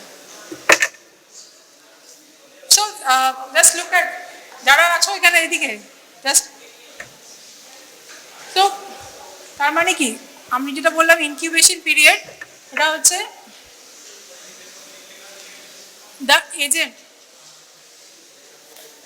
the agent is present, okay, the agent or microbe is present and the host is present here, okay, the agent is entering the body, human body, so there is exposure factor, and following that exposure it will take some time, so the bacteria will multiply here. In this time bacteria will multiply, there will be virus multiplying, then bacteremia or viremia will occur, and ultimately the disease sign symptoms will appear. Sign symptoms will, what is sign symptom? What is sign? Sign, what is difference between sign and symptom? এটা তো জানতে হবে, otherwise আমি বলে চলে যাব. Suppose you are okay. So signs are the first is the symptoms. Symptoms are the complaints which the patient is having, okay, or the patient which the patient is expressing to the like physician.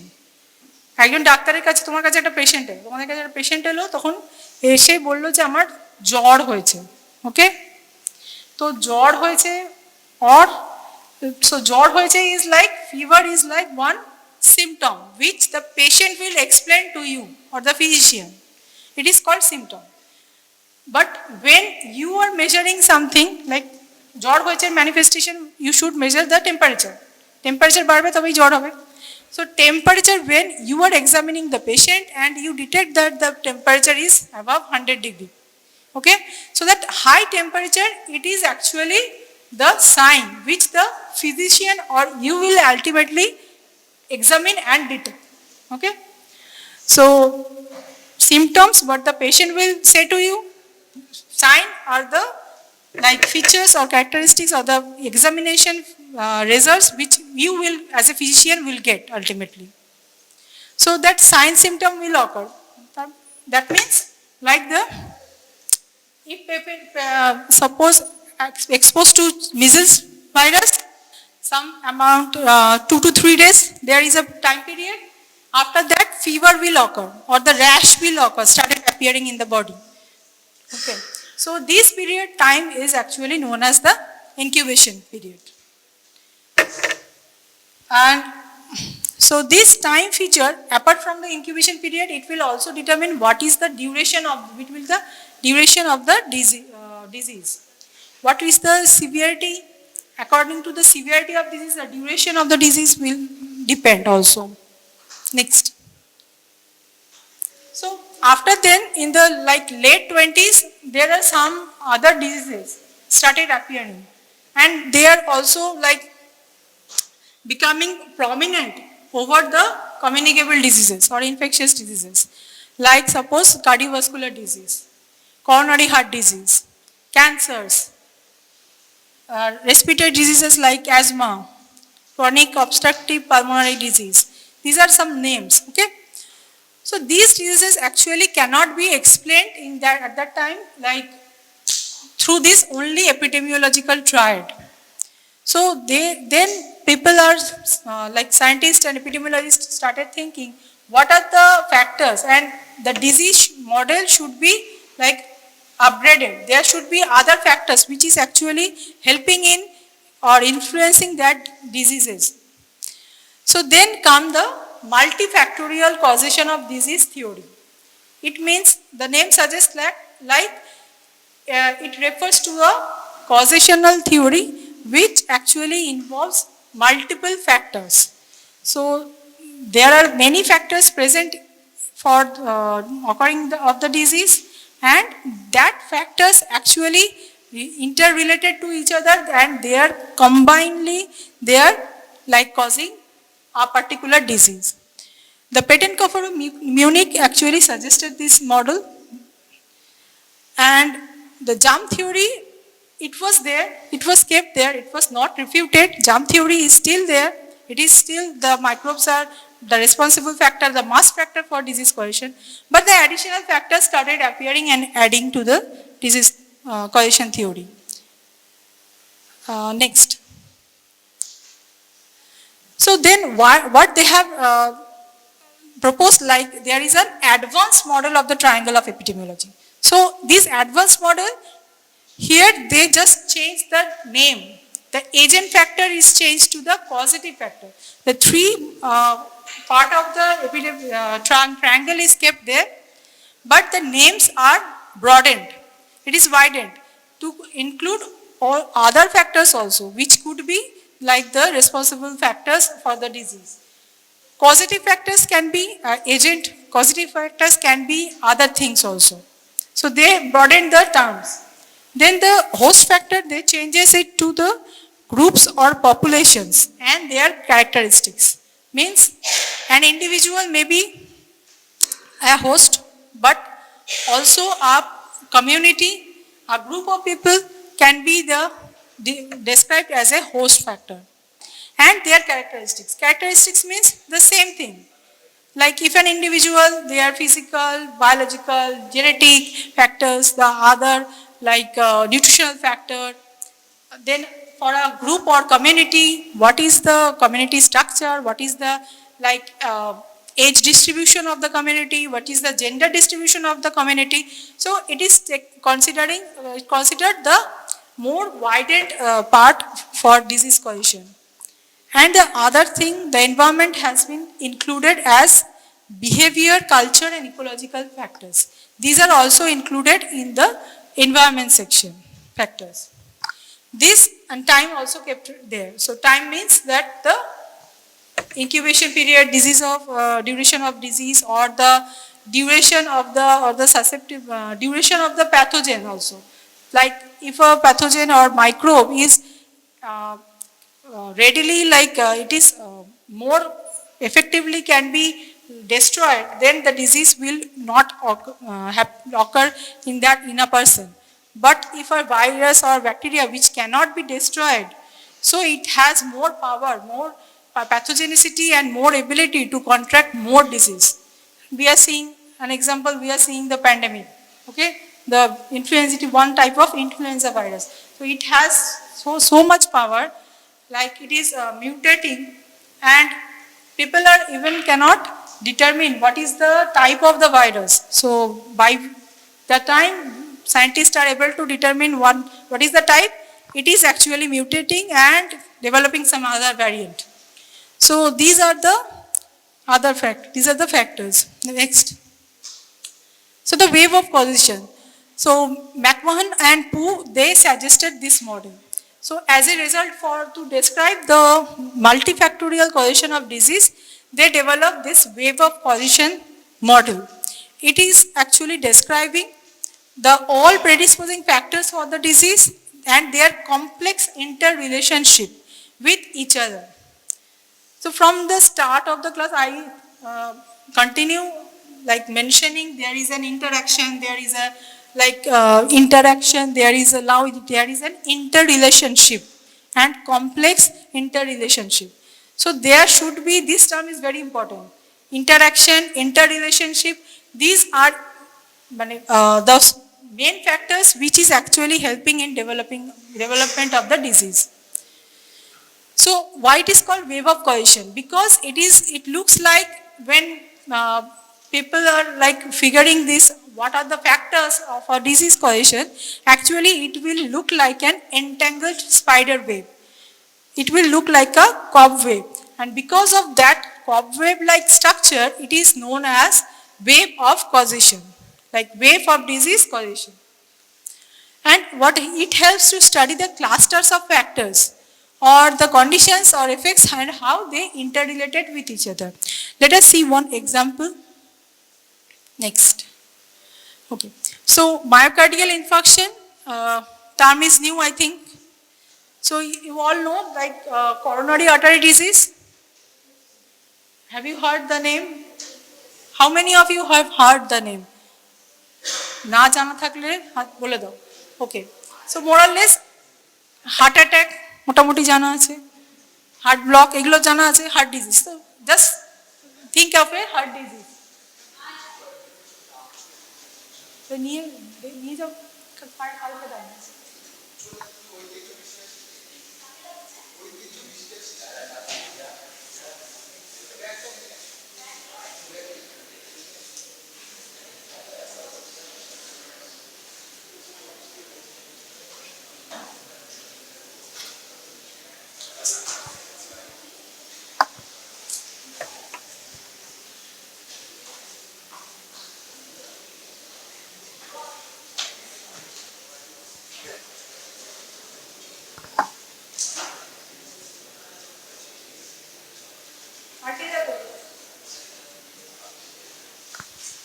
Okay, so the coronary artery disease or heart disease, take an example like that.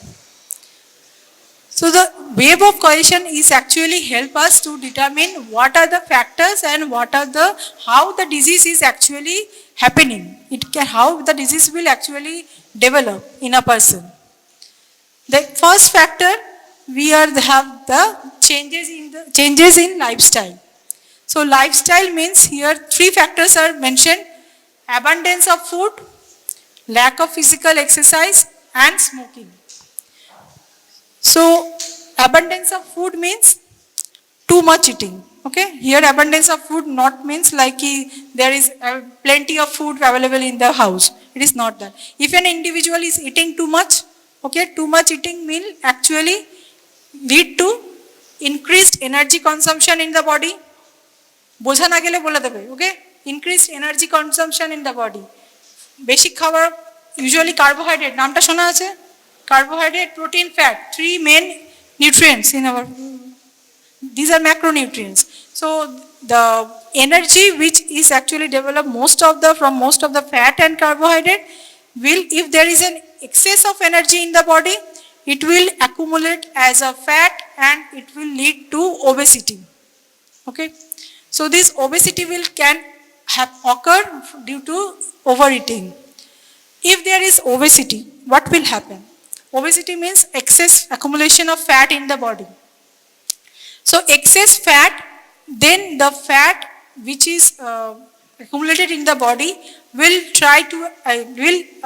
appear in the blood circulation of our body. So all the arteries, there will be accumulation of that fat. That fat here can be good fat or bad fat. Okay? Mainly cholesterol. Have you heard about cholesterol? Triglyceride. So these are the bad fats. Cholesterol, triglyceride, LDL, low density cholesterol, and the VLDL. These are the bad fats. These cholesterol, triglyceride, VLDL, LDL, this will appear like increase in our body as a result of obesity. And then what will happen? It will deposited in the arteries and form, and so there will be hyperlipidemia, means increased level of all these lipid factors like increased cholesterol, increased triglyceride, then increased VLDL, low LDL, okay, low LDL will be less, and HDL, which is a good cholesterol, is actually diminish, it will be decreased. So this hyperlipidemia lead to the deposition of the fat or cholesterol within the arteries, and within the arteries it will be deposited forming an atheroma plaque. So the plaque means a accumulation of the cholesterol within the arteries, which is known as atheroma plaque. That will ultimately cause coronary atherosclerosis. Coronary atherosclerosis means here coronary is the heart arteries are denoted usually by the name coronary. So in our heart arteries, there are three main heart arteries, others are also there. So there will be accumulation of fat, formation of atheroma plaque, and development of a coronary atherosclerosis. So it is one factor which is continuously step by step developing. How low physical activity can develop this one? So due to lack of physical activity, there will be like obesity, increased fat accumulation, and the same steps will continue to occur subsequently. Also, like physical activity has some effects in lowering of the stress level or the anxiety, depression, which we are having in today's life so much. Okay, so it will help to diminish that stress level. But if it is not present in our like daily routine, then the stress will continue to accumulate, and it will show up the change within the form of the changes in the mental state, our mental state. Now this another behavioral factor, that is the smoking factor. Smoking, it will increase the catecholamine, is an hormone which will you will like read in the physiology. So catecholamine will be increased in case of smoking, and it will also increase the thrombotic activity. Thrombotic activity means the clot, blood clot. Okay, the clotting activity, ability of the blood is known as thrombosis. Clotting of blood is denoted by the term thrombosis. Just remember this one. So the thrombotic tendency, the chances of getting blood clots within our circulation will be increased. And then the stress factor. So stress factors, nowadays we all have so many stress factors. It will lead to, it can also help in developing being a smoker. Stress beshi, okay, usually men are like, usually men, maybe female also, but they are exposed to the smoking. Also that stress factor lead to emotional disturbance, which can lead to hypertension. Now hypertension is the term denotes to denote the higher BP, raised blood pressure. Okay, blood pressure জানা আছে? Blood প্রেশারের normal blood pressure কত range? 120, 80. Hypertension কখন হবে? 150, 140, 130, 140. আর এটাকে কি বলে? কি সিস্টোলিক ব্লাড প্রেশার। আর ডায়াস্টোলিকটা কত হবে? 90. So it can help in development of the higher BP, and higher BP also the other factors like age factor. Usually with the increased age there is stiffening in the wall, arterial wall. Stiffening means the all the arteries are made of muscle layer. So there are muscle layers within the artery. So that muscle layer may become stiff with the increasing age, and that will ultimately can also lead to essential hypertension, যেটা মানে with the developing age এর সাথে হতে যাবে. So then hypertension can also develop. This hypertension along with this coronary atherosclerosis and this thrombotic tendency, all these factors then can lead to coronary occlusion. Coronary occlusion means coronary artery occlusion. Coronary arteries are the কটা আছে coronary artery? Heart এখনো হয়নি, তাই তো? Heart হয়নি, but there are 3 main coronary arteries. coronary artery গুলো কি করে? They supply the oxygen filled blood in our periphery. ঠিক আছে, হার্ট থেকে এক্সচেঞ্জ হয়, আমরা যেটা কার্বন ডাইঅক্সাইড মিক্সড আমাদের ব্লাডে দুটোই থাকে, অক্সিজেনও থাকে, কার্বন ডাইঅক্সাইডও থাকে। তো all the carbon dioxide is exchanged in the heart and lung. They are exchanged from the heart. The oxygen filled blood are then supplied all through our peripheral circulation, brain থেকে শুরু করে পা, okay, foot অবধি, so all over the. So if there is, suppose if this artery is blocked or some way they are occluded, so what will happen? কি হবে? They will carry less blood to the periphery তে পৌঁছবে. So less blood means there is oxygen deficiency in our body started appearing. Our periphery will be deprived of the oxygen which is carried by the coronary blood arteries. So ultimately this occlusion can lead to myocardial ischemia. Myocardial ischemia means myocardial is the heart muscle is known as myocardium.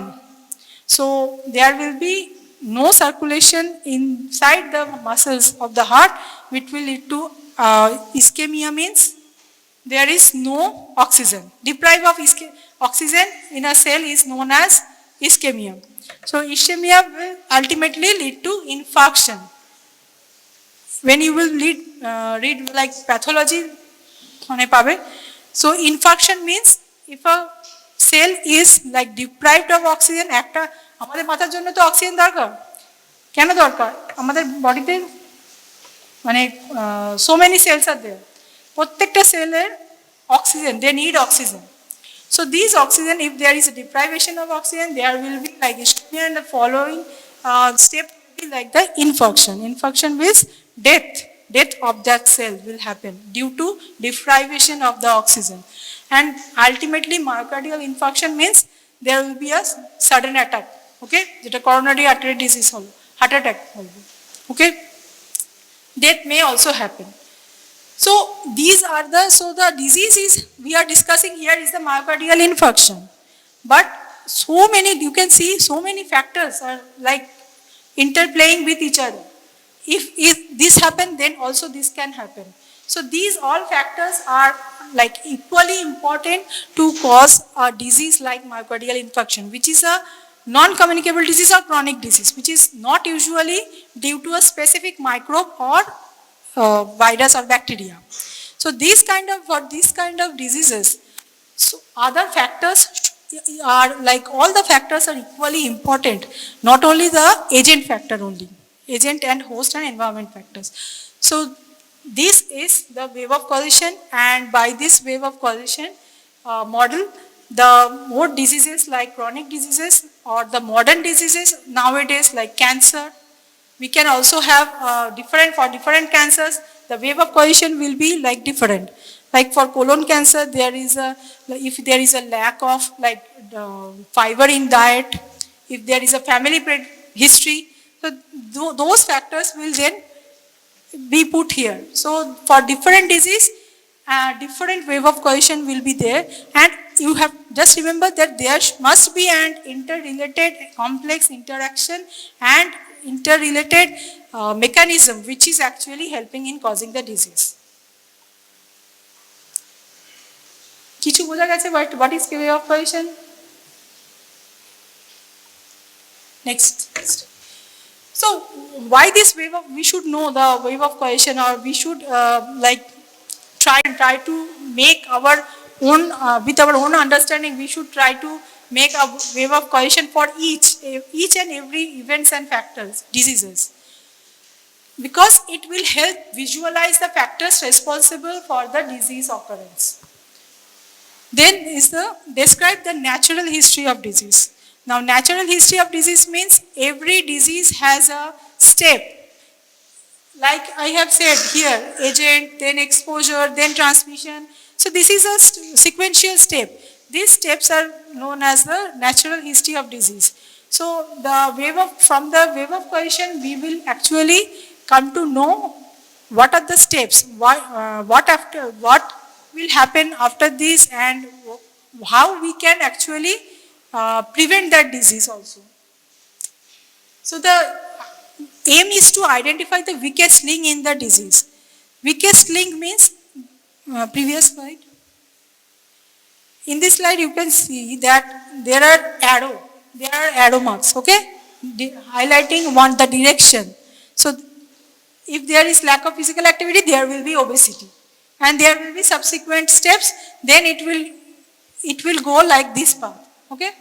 Suppose if we can remove this obesity from our like pathogen, this wave of causation, if we can remove this obesity, what will happen? This pathway will disappear. If there is no obesity, mostly that there will be no hyperlipidemia.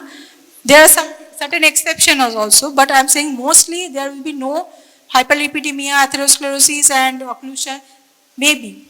So our aim should be like, by forming this wave of causation, our aim is to identify the link or the pathway by removing that one, or by controlling that specific factor, if we can control or prevent the disease of further occurrence. Next slide. Also to suggest the possible interventions. Here I have given, like, if there is no obesity, there will not be the subsequent path from the obesity will not be there. So what can be our intervention to prevent the disease? We can plan for a proper physical activity routine for individual, which will actually help individual to prevent obesity from developing. And if there is no obesity, we are thinking like there will be no such like atherosclerosis and other subsequent steps. And to control the disease, control or prevent the disease by eliminating the weakest chain of cohesion. So the sole purpose of this wave of cohesion is to identify the paths which are actually helping in causing the disease, and the factors, key factors, the weakest factors by which, by modifying which factor we can easily try to prevent the disease. Take for example, like current pandemic, okay? If there is also a wave of cohesion for this current coronavirus disease, and what are the weakest link we have like identified here? Two weakest link we have already identified, and we are like everyone is saying it should be maintained to prevent the transmission of disease. What are those? One is masking.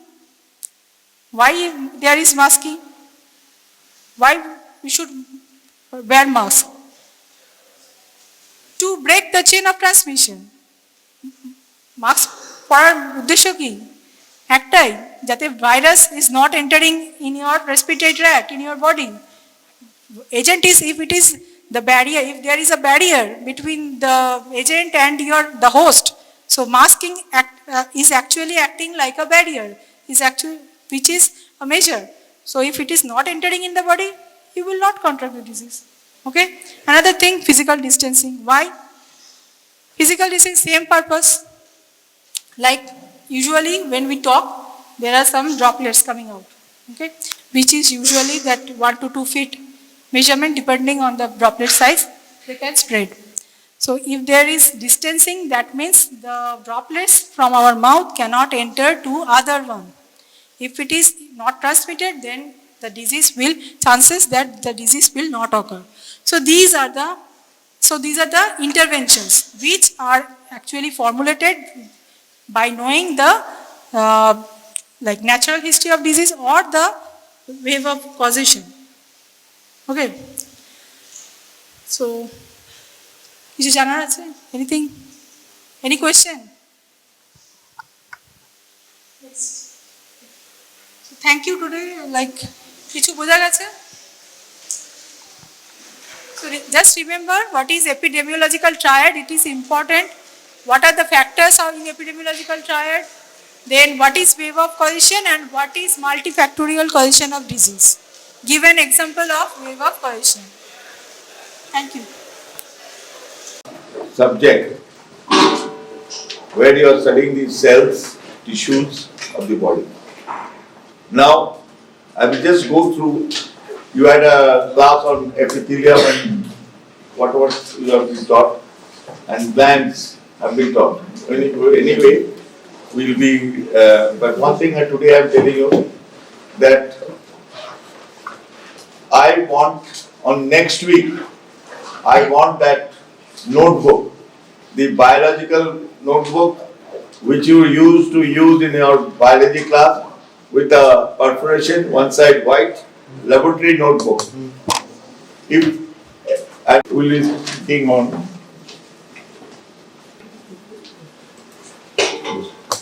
Now, epithelial tissue, you will see. Now, this is the esophagus, this is the stomach, this is the urinary bladder, this is the trachea, this is the small intestine, and this is the palm of the hand. In all the organs and the body, the epithelial tissues, according to their places, according to the organs that how they work, it will be covered with an epithelial tissue. It might be columnar, it might be pseudostratified or stratified columnar, squamous cell, And why I'm telling you, now see squamous cell carcinoma of the lung.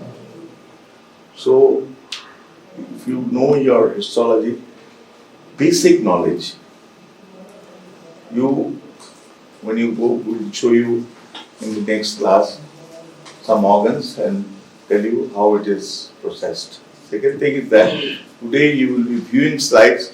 We have kept some slides under the microscope. Don't adjust anything except your fine adjustment. Okay?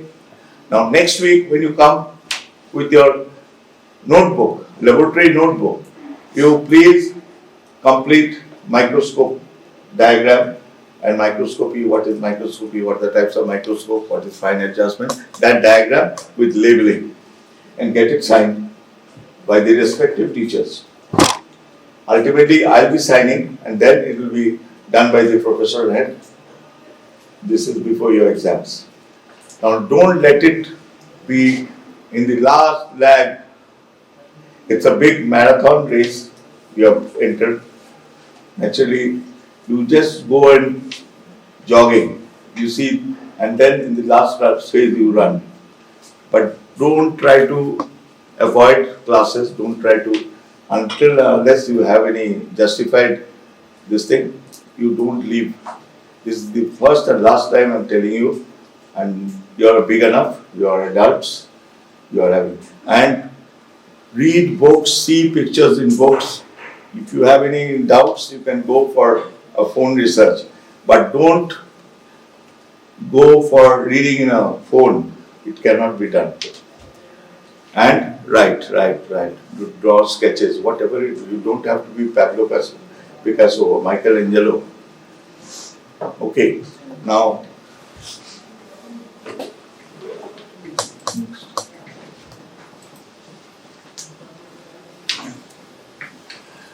cells that work together is functionally related to groups called tissues. In your book, you just hear. Next.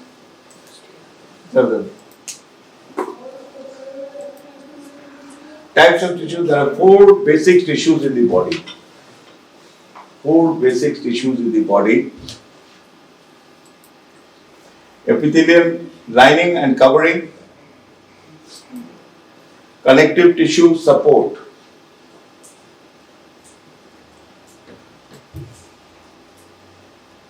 Muscles, movement.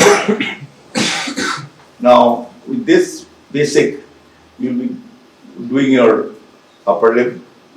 And largest organ of the human body is what? Raise your hand. Who can say? Bolo? Skin.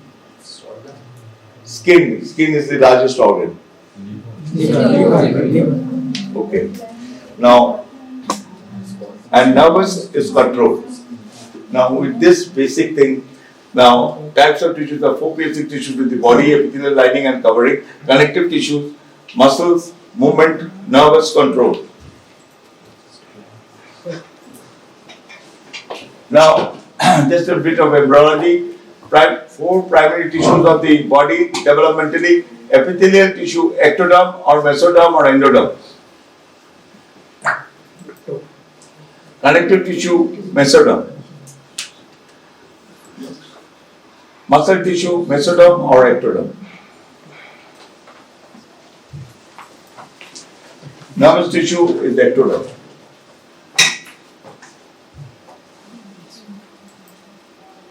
Now, the epithelium, this is the simple cuboidal, small cubes, the simple squamous epithelium, this is simple columnar, and this is the stratified squamous, one after the other, stratification. Now, derived from 3 germ layers: ectodermal, skin; mesodermal, inner lining of the blood vessels; and endodermal, inner lining of the GI tract. Next. Location. Sheets of cell that covers external surfaces of the body, skin. Next. Lines the internal luminal surfaces of the cavities, esophagus and trachea. Just imagine your own body. Trachea and esophagus. These are the cavities which are lines the luminal surfaces of the cavities, esophagus and trachea, sheets of the cells that covers the external surfaces of the body, skin. Next. Function. A selective barrier. Next. Protection of tissues. Next. Closed cavities. Next. Urothelium. Next. Sensory functions. Now, as you go along the journey, you will be encountering your in gross anatomy and other physiology. Everything, these things will come in repeatedly, will be coming in as you do. And except in exceptional cases, you don't bunk classes, don't miss classes. But that won't be repeated. For even a big shot, no, it won't be a repetition. Now, epithelial tissue, general characteristics and functions. Forms most glands. How many epithelial tissues? Your gland, when you read glands, you will see it covers forms the most glands. The epithelial tissues. সেটা কিভাবে what it, how it is formed, how it is the structure, and what is its definition, how it is topographically, how you view it under the microscope, you will see it. Basic is that histology, ওটা তো 10 নম্বর 5 নম্বর, but don't take एक number भी काफी है, 1 টাকাও দাম আছে. You take it in this sense. Okay. Functions of epithelium. Protection, absorption, secretion and ion transport. As you see the cell, the cellular membrane. So ionic, sodium, potassium or any minerals, vitamins or whatever it is being transported. It has a different mechanism and definite mechanism. If there is any alteration in this mechanism due to some disease condition or pathological condition, then there is alteration. So you are diseased. You are seeing normal epithelial tissues or normal glands. But if that diverts in structure, then say a breast carcinoma, then you will see the numerous mitosis and division of cells and the organized pattern of the breast gland is disorganized. It is at rampant, there is some the anatomy or microanatomy is lost, and that comes in histopathology. So what was next? And filtration. Now you go, when you see a slide of kidney, the epithelial, uroepithelium is lined by uroepithelium. If there is some disease condition, the structural entity of the respective tissue or the epithelial glands are lost. So there will be ionic exchange will be altered. Form slippery surfaces. Now this secretes mucus. When your tongue is dry, you get auto exhaustion or something like that. You're running, or you are sleeping open mouth. Your tongue gets dry. Now you take a sip of water. It becomes moist. Now similarly, it is on the slippery surface. Like you take food You take it in your mouth, then it goes into your pharynx, then it goes passes through the esophagus and goes to the cardiac end of the stomach, and it goes into it travels. Okay. Now that has to be a smooth surface. If there is no secretion, if it is not smooth, then the epithelial structure will be injured. At a mutton kebab and that Peter cat, all this whatever it is, you just think. Now you see, if you take a very hot food, you just gulp it down. Your palate gets burnt, and then you feel exhausted. So on the now characteristic predominantly cellular, mitotic activity, avascular except internal here, special proteins, basement membrane. Now on this basis, the whole histology is lying on this foundation. Now the mitotic activity, you see when a normal slide there will say 5 to 6 mitotic activity. But if it is diseased, if it is a cancerous cell, then you will see multiple mitotic activities. With this mitotic events are taking different stages of mitosis. You won't get a fixed, when you focus and see, you won't be seeing that same pattern is not there. So all the individual cells are in division and rampant. Okay? And this whole thing lies on the basement membrane. Yeah. Now this is the apical surface. The cells are there.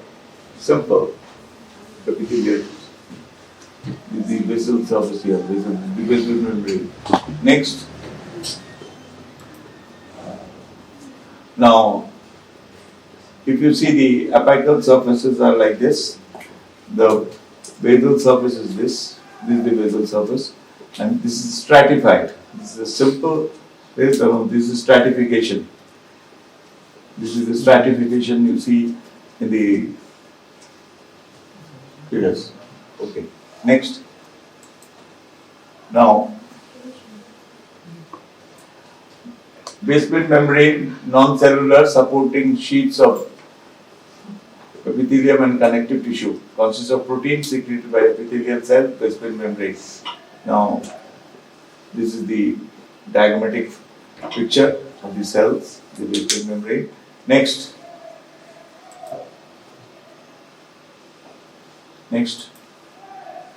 Epithelium. Next. Connective tissue. This is the connective tissue. Loose connective tissue. So, next. Now, the basement membrane, and I'll just go through. Now, this is the basement membrane, apical region and epithelial cells. This is the apical region. Now, this is the basal region. This is the nerve endings. See the nerve endings. And this is the capillary, the blood supply. This is the basal lamina, reticular fibers, basement membrane. The basal lamina and reticular fibers are there, and this is the basal region of the thing. This is the apical region of the epithelial tissue. Functions acts as a selective filter determining which molecules from capillaries enter the epithelium. Acts as regenerating of epithelial cells. Two layers, basal lamina and reticular layers from the basement membrane. The underlying connective tissue deep to it. This is the underlying connective tissue deep to it. Next. This is, yeah. Now, classification of epithelial tissue, cell layers and morphology, surface cells, 3 types. Now, in types of cells, this is the simple squamous, simple cuboidal, simple columnar. This is a simple squamous, stratified squamous, pseudo-stratified. this stratification is one after the other. But the position of the nucleus is in one after the other. But we are pseudo means it gives a false look. And this is the position of the nuclei. You will identify is it pseudo stratified or stratified. Okay, next. Simple epithelium or unilaminar single layer of cells. Next. Multi-layered epithelium, stratified epithelium consists of many layers of cells. Basic to janela now, highly specialized tissues consist of heterogeneous population of cells forming lineage of spermatozoa, staminiferous epithelium of the testes. Anyway, this is the highly specialized tissue. If you take a section of the testes, you look under it, you will see different cell stages. You will be see the in the next. Now, classification of epithelium tissue indicates number of layers. Now, simple one layer of cells, stratified more than one layer of cells. Next, yeah. Next, stratified apical surface. Next. Now, squamous cells wider than tall, plate or scale-like. Cuboidal cells are wide as tall as in cubes. Columnar cells are taller than they are wide like columns. Columnar. You just visualize, you try to put it in your head that how it looks. Next. Now this is the squamous cells. Next. This is the cuboidal cells. Next, columnar. This is the columnar cell. Okay. Next. Now epithelial cell. Now simple stratified. Epithelial cell, simple squamous, simple cuboidal, simple columnar, pseudo-stratified. Epithelial cell, stratified squamous, stratified cuboidal, transitional epithelium. Next. Next.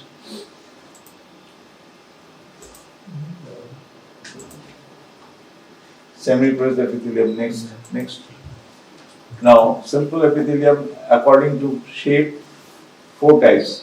আজকে আমি এখানে শেষ করছি এবং এপিথেলিয়ামটা এর সঙ্গে আছে, ঠিক আছে? এবার just view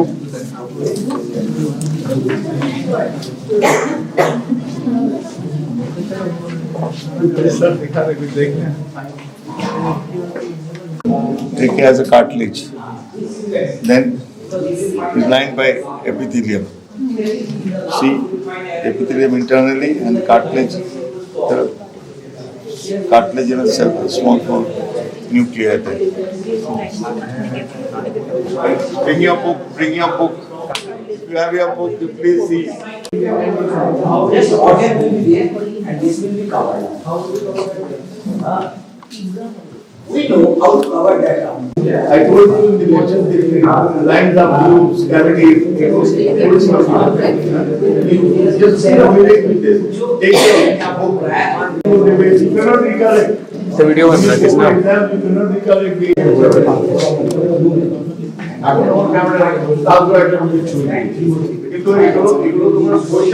was discussed previous class.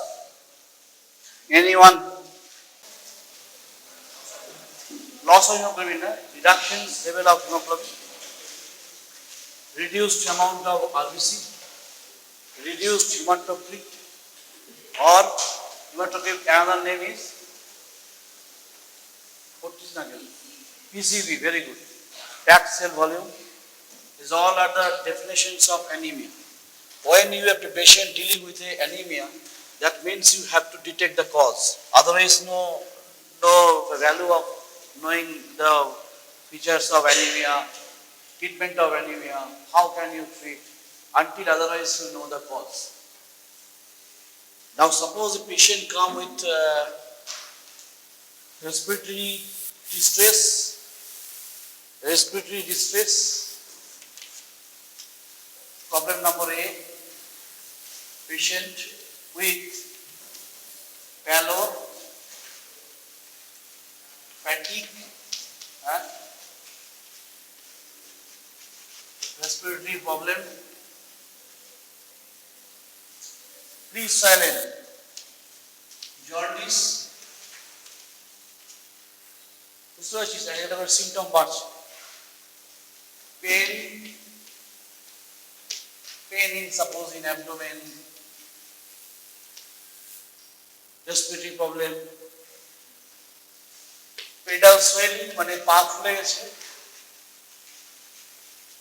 in this way patient এসছে তোর কাছে presentations patient has come with pallor দেখতে পাচ্ছিস সাজনা ফ্যাট ফ্যাট করছে respiratory problem fatigue jaundice কিন্তু এগুলো স্ক্লেরা হ্যাঁ jaundice তোরা পড়বি আগে jaundice means কি jaundice means এটা ফ্রেঞ্চ ওয়ার্ড থেকে এসেছে হ্যাঁ JAUNDICE এটা এসেছে জনিস থেকে জনিস is a French term. This means yellowness মানে হলুদ ওকে this come from French word jaundice থেকে jaundice এটা আরেকটা টার্ম আছে jaundice কে বলা হয় আমাদের মেডিকেল টার্ম called icterus এও jaundice বলা হয় so these terms in your mind will come that is jaundice and icterus so now this symptom is now in a patient of anemia it is very striking point why it is anemia is happening yes go.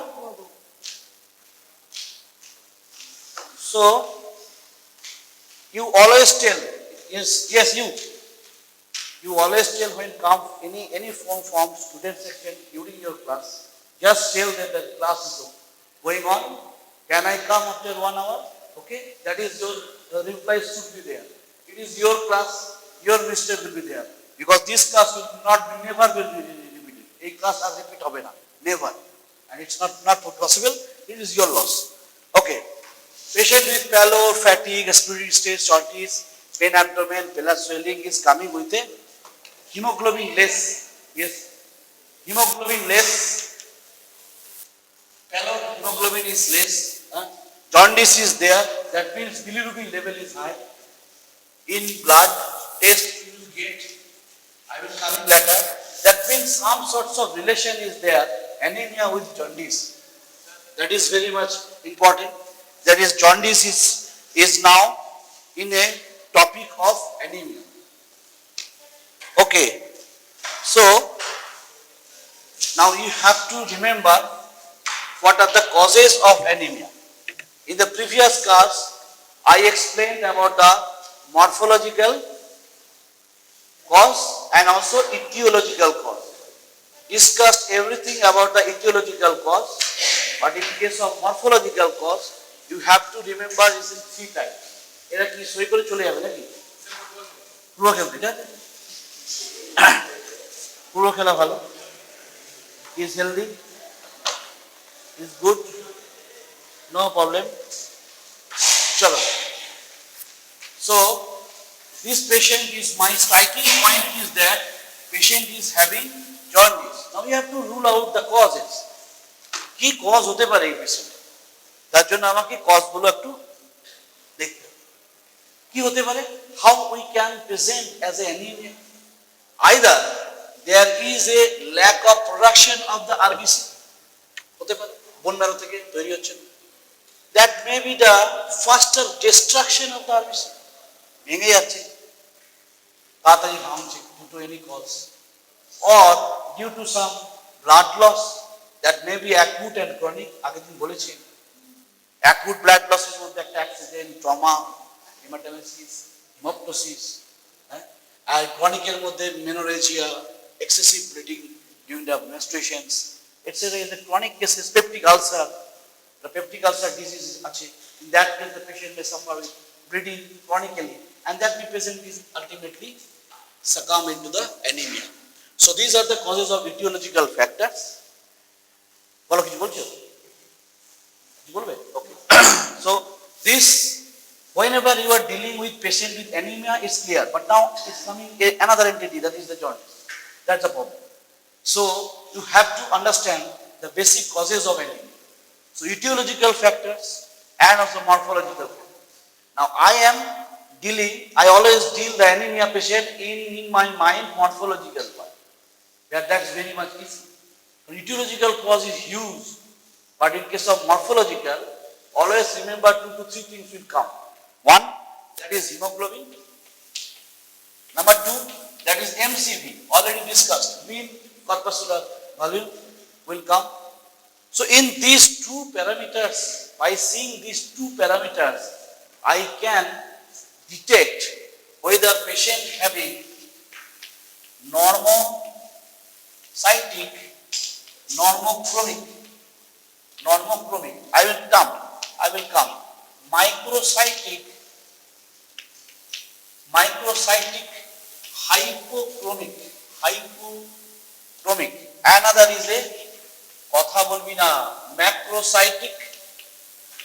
Macrocytic, basically এটাকে বলা হয় নর্মোক্রমিক বা হাইপারক্রমিকও হতে পারে, maybe হাইপারক্রমিক. So these 3 terms will come in accordance with hemoglobin and PVCB. Now each and every term is important. Normocytic means cell size. Mean corpuscular volume means RBC volume, 1 RBC volume is a mean corpuscular value. That is normal range is 80 to 100 femtoliter. Okay. If it is less than 80 femtoliter, that means it is microcytic. Okay. And if it is more than 100 femtoliter, then it is macrocytic. Clear? CBC report I pay. Any you see them go through any reports of your family members of any close relatives, these reports will come. So now, what do you mean by this femtoliter? What do you mean by RBC? Normal দেখতে কি রকম? এরকম আমি যদি উপর থেকে দেখি, তাই তো?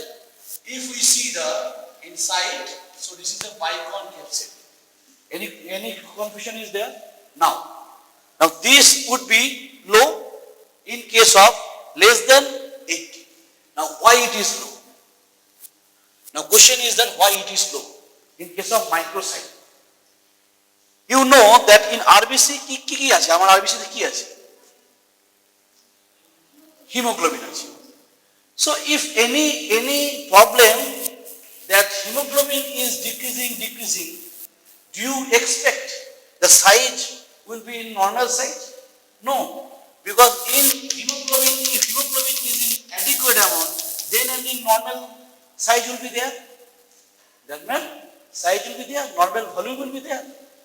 But in case of hemoglobin less, then the size will be automatically it will be decreased. Now what about the macrocyte? তাহলে বাড়লো কেন ভাই? তাহলে বাড়বে কখন? বাড়বে হচ্ছে because we know that in case of bone marrow transplantation is pro-erythroblast, polybasophilic erythroblast, polychromatic erythroblast, orthochromatic erythroblast, reticulocyte mature RBC cell. এই যে cell differentiations is going on due to the DNA recognitions and differentiations. For this DNA recognition and the differentiation, folate and vitamin B12 is essential. If it is less, if the folate and vitamin B12, suppose it is going low. Now, how it can be low? বুঝতে পারছিস কিভাবে disease গুলো approach করতে হয়? If it is low, that means somehow it is not taken in the food or in the problem in the GI absorption. Vitamin B12 is absorption in the terminal area. So any patient suffering from celiac disease, এই নামগুলো এখন মুখস্থ করা দরকার নেই, that affects the terminal ileum. Crohn's disease is a chronic disease, and these are the lack of absorption of the vitamin B12 and pernicious anemia. কোথায়? GI system পড়ানো start হয়েছে? স্টার্ট হয়ে গেছে। আস্তে আস্তে করে যাবে। প্যারাইটাল সেলস বলে একটা সেল আছে stomach. In the parietal cell is released from the intrinsic factor. Intrinsic factor is essential to carry the vitamin B12. Vitamin B12 is a VIP. Vitamin B12 is a VIP. He don't go forward with home. Or একটা VIP একটা Innova গাড়ি চাই। He is a VIP. So Innova গাড়ি is a intrinsic factors. I for I. So intrinsic factor is the Innova car, and that carries the VIP vitamin B12 with the binding with the R binder. Many things are there, but anyhow, if intrinsic factor is absent, then the VIP will gone in the acid of the stomach. He will not come, he or she, that may be female or male, we don't know. Vitamin B12, what is this? So vitamin B12 is not absorbed at all, then the deficiency will be there. And now if deficiency is there and jejunal, folic acid is absorption from the GI jejunal. Jejunal problem or any tumor or any gastric surgery that may cause jejunal part was out. So jejunal part is out, means folate absorption will absent, and in that case it does not reach into the bone marrow for the formation of the RBC by the help of the DNA synthesis. Now if any cell having a nucleus and in the meantime the DNA is there and its proliferation is going on, then automatically this will gradually changes size. ছোট হতে হতে যাবে, পড়িয়েছিলাম proerythroblastic size হচ্ছে 20 micrometer, but mature RBC size is 7.5 or 7 to 8 micrometer. So in that case size আমার ছোট হচ্ছিল কেন? Due to the DNA proliferations এর জন্য হিমোগ্লোবিন লেভেলটা আমার DNA synthesis পর্যন্তই হবে, optimum amount of hemoglobin will be inside the cell. Now if DNA synthesis is absent, now more and more hemoglobin will come into a cell, and that's why the cell will like bigger. Sorry, এর থেকেও বড় রাখতে হবে, এটা তো normal, এর থেকেও এত বড় একটা আমি আরবিসি বড় হয়ে গেল। কেন হলো না? এখানে যা হিমোগ্লোবিন নরমালি থাকে তার থেকে বেশি থাকতে পারছে, কারণ ডিএনএ এর কোনো কাজকর্ম হয় না, ডেফিসিয়েন্সি হয়ে গেছে, ফলেটা dish.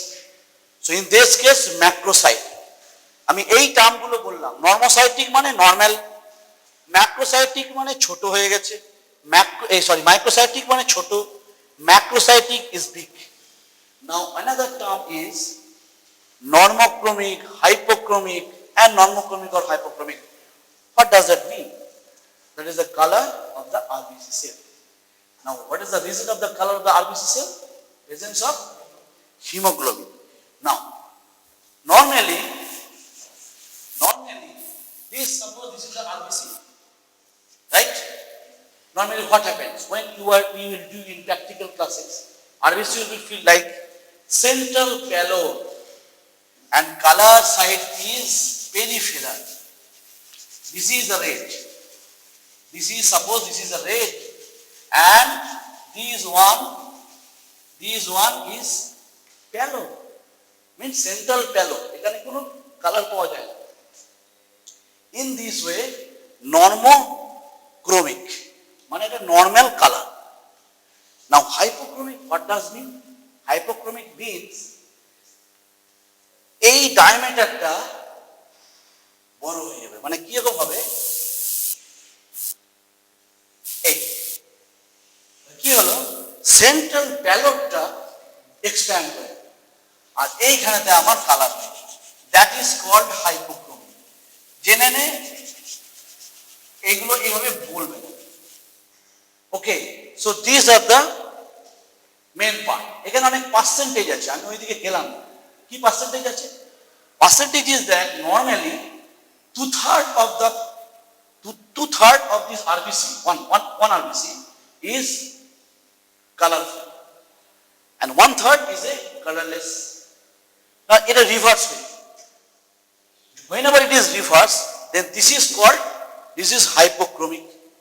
That means hypochromic means automatically তুই বুঝতে পারছিস যে হিমোগ্লোবিনটা আমার কমে গেছে। একদিকে মাইক্রোসাইটিক মানে সেলের ভলিউম কমেছে because due to the lack of synthesis of hemoglobin, number of hemoglobin will be less, and again it is cross checked by the non-hypochromic, that is color also changes because যদি আমার এইটুকু % colour থাকে automatically কালারটা less থাকে, so it can be seen. And if it patients in CBC report it is seen that is a microcytic normochromic, microcytic hypochromic, that may be microcytic hypochromic normochromic also. The volume is less but color is intact. Color is intact. Color intact মানে কি? Peripheral 2/3 is color and central 1/3 is colorless or pallid. That is also possible. Definitely possible. You can see the report. আজকে গিয়ে যার বাড়ি আছে বা বাড়িতে যাবি, কারো একটা পুরনো সিবিসি রিপোর্ট দেখবে, চেষ্টা করবি যে অন্য ফাইলস কেউ না কেউ রিলেটিভস এর মধ্যে কোনো পেয়ে যাবে। একটা সিবিসি রিপোর্ট সবারই মোটামুটি হয়। So you will see that the features and written as a microchromic hypocytic. So these things are very much important to clinically to know these things. Because if we understand that which level is going on, then it is possible to reach the diagnosis why the patient having jaundice. Now, is clear up to this?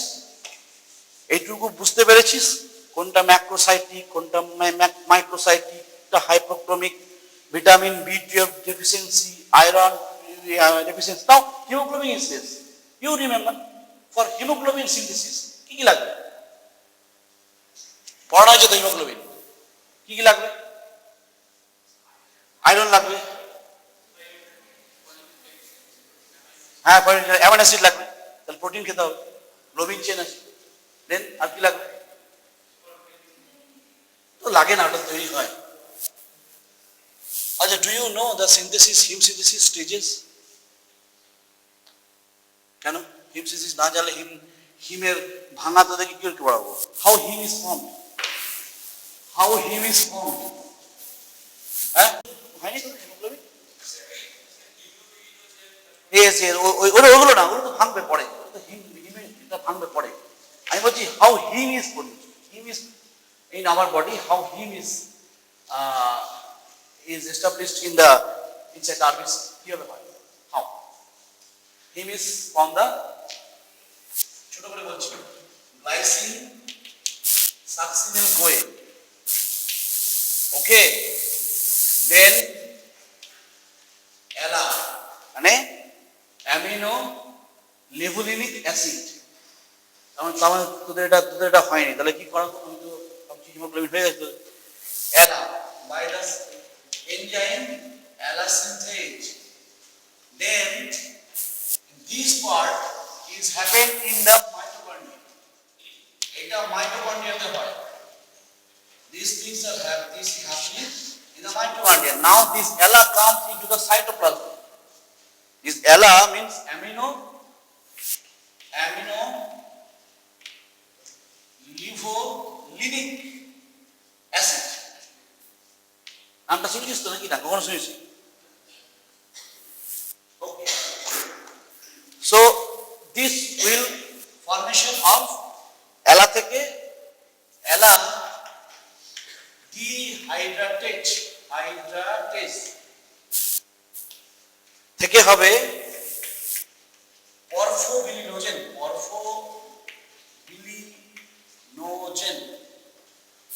এটা কিন্তু সাইটোপ্লাজমে হচ্ছে।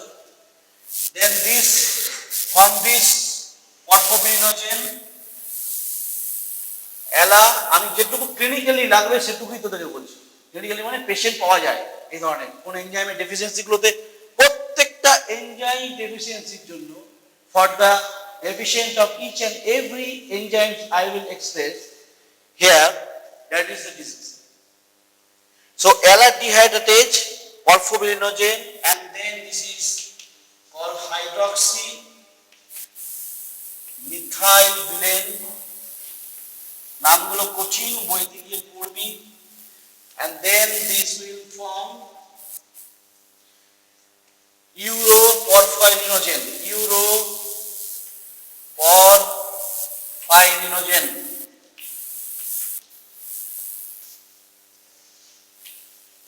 এটার জন্য কি enzyme, এটার জন্য কি এনজাইম বললাম, ডিহাইড্রেট। এটা হচ্ছে ডিহাইড্রোজেনেজ। তাহলে অ্যালা সিনথেজ থেকে অ্যালা কি করে হলো, সাকসিনিন কোয়ে অ্যান্ড গ্লাইসিন, ঠিক মাইটোকন্ড্রিয়াতে হচ্ছে। রিমেম্বার মাইটোকন্ড্রিয়াতেই কিন্তু আমাদের হিম তৈরি হয়, কিন্তু মাইটোকন্ড্রিয়ার সব স্টেপস গুলো হয় না। So mitochondria, from mitochondria, ALA is released into cytoplasm by the help of ALA dehydratase enzyme is formed porphobilinogen. Then by the ALA dehydrogenase, hydroxymethylbilane, then uroporphyrinogen. এইখানেতে এনজাইম যেটা আছে আমার ক্লিনিক্যালি দরকার নেই, তাই লিখি। নাও uroporphyrinogen থেকে আমার হবে coproporphyrinogen. Coproporphyrinogen. This coproporphyrinogen again enters into the mitochondria to form protoporphyrin. পড়েছিস? এবারে প্রোটোপরফাইরিন এসছে, এ এসে পি লিখে দিলাম, জায়গা নেই, protoporphyrin. Now this protoporphyrin iron and ferrochelatase এইখানে এনজাইমটা আবার লিখলাম। These are formed ultimately heme. I'm again repeating. Succinylcholine and glycine in the mitochondria by the help of enzyme ALA synthase form ALA, means amino-levulinic acid. This amino-levulinic acid now comes outside the mitochondria into the cytoplasm to form, first of all, by the enzyme ALA dehydratase, form the porphobilinogen. Then this porphobilinogen again transform into the hydroxymethylbilane by the enzyme ALA dehydrogenase. And then from the hydroxymethylbilane it forms by enzyme, I don't tell that enzyme, uroporphyrinogen. Now this uroporphyrinogen by the enzyme uroporphyrinogen decarboxylate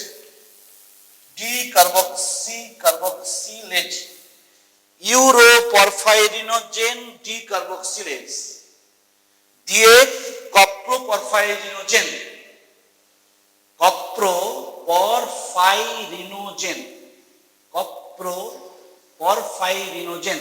This coproporphyrinogen then again enters into the mitochondria to form protoporphyrinogen বা protoporphyrin, protoporphyrin with an enzyme that is not important for us. Now protoporphyrin means যেখানে p type করেছি, protoporphyrin combined with the iron and enzyme ferrochelatase, ferrochelatase, chelatase, okay, then is from the heme. So heme ultimately form in this way. Okay, in short, though it's not, because that was discussed by your another assistant professor, whatever it may be, I am dealing with some anemia. Now this normocytic normochromic কি cause হতে পারে, means আমার hemoglobin level com but my size and shape and color is normal. ঠিক আছে, কি কি হতে পারে? ব্লাড লস, হিমোলাইসিস, বুঝতে পারছিস? ব্লাড লস হলে আমার কোনো প্রবলেম হবে না। আমার ব্লাড লস হচ্ছে, আমার হিমোগ্লোবিন সিনথেসিস হচ্ছে, কিন্তু আমার অ্যাক্সিডেন্ট হয়েছে, আমার ব্লাড লস হয়েছে, আমার normocytic normochromic দেখা যাবে। Suppose a road traffic accident is there, hemoglobin is seen that it is 8. তাতে কি আছে, আমার তো সেলগুলো তৈরি হয়েছে, আমার শেপ আছে নর্মাল, আমার কালার আছে নর্মাল, বাট অনলি the আমার reduced amount হয়েছে due to the loss, the blood loss is there. So whether either blood loss, whether destruction, whether formation is problem, it is the anemia. From the bone marrow, either it is destructive, whether it is not formation, or whether it is lost. In case of blood loss or normocytic normochromic, that is the blood loss is the cause. Another you can say, you can judge, আমি এইভাবে করি, whenever we see the normocytic normochromic report of a severe anemia patient, I always prescribe or written a test that is called reticulocyte count. That is called reticulocyte count. That কত interesting হবে বা জিনিসটা। Reticulocyte, what is a reticulocyte? Reticulocyte is a cell, that is an immature RBC cell which is formed inside the bone marrow and it stays there for 3 days. After that it comes into the circulation. Within the 1 day it transforms into the mature RBC cell. That means if the bone marrow produces more and more reticulocytes, that will only enter into the system, the peripheral blood. That means bone marrow means our stem cell, hematopoietic stem cell is producing much more reticulocyte due to any cause. And again it will also happen if reticulocyte is less, then either the destructive nature of the bone marrow is there, bone marrow is destruction is there due to any cause. I am coming later how it can be, and that's why reticulocyte does not form from the process. That is, what is that? Pro-erythroblast, basophilic erythroblast, polychromatic erythroblast, orthochromatic erythroblast, reticulocyte. So this process is destructive in any stage. That may be due to the erythropoietin less. How erythropoietin can be less? Chronic renal failure, chronic renal disease, because erythropoietin is produced from the kidney. So that is the relations always think. So reticulocyte count. Suppose the reticulocyte count increase and some patient will decrease. If it is increase, means production of RBC in the bone marrow is much more. So there must be some stimulus for the formation of more RBC to reach our oxygen demand, and that is a possibility is a blood loss, is a huge possibility. Blood loss হয়ে গেছে আমার oxygen carrying capacity কমে যাচ্ছে, আমি একটা road traffic অক্সিজেনকে আমি oxygen দেবো, আগে এলে আমি একটা অক্সিজেন দেবো, কেন দেবো? এই জিনিস। But our body is so much sophisticated and God gifted that only stimulus will be there if blood loss is seen. Whenever this is blood loss, then that stimulus is go to the bone marrow to release the more and more and more reticulocyte count, ultimately more and more RBC and more hemoglobin and more heme, more and more iron, more and more oxygen. Correct? বুঝতে পারছিস? So in this way, we can transform a unstable patient into a stable patient by giving only the oxygen. So blood loss is the reticulocyte count increase, and again it may happen that is বারবার ব্লাডটা ভেঙে যাচ্ছে, hemolysis due to many reasons. ভেঙে যাচ্ছে, reticulocyte বাড়ছে, ভাঙছে. Hemolysis means heme is broken down. That's why I want to focus on how heme is formed. If heme is broken, in the heme what is present?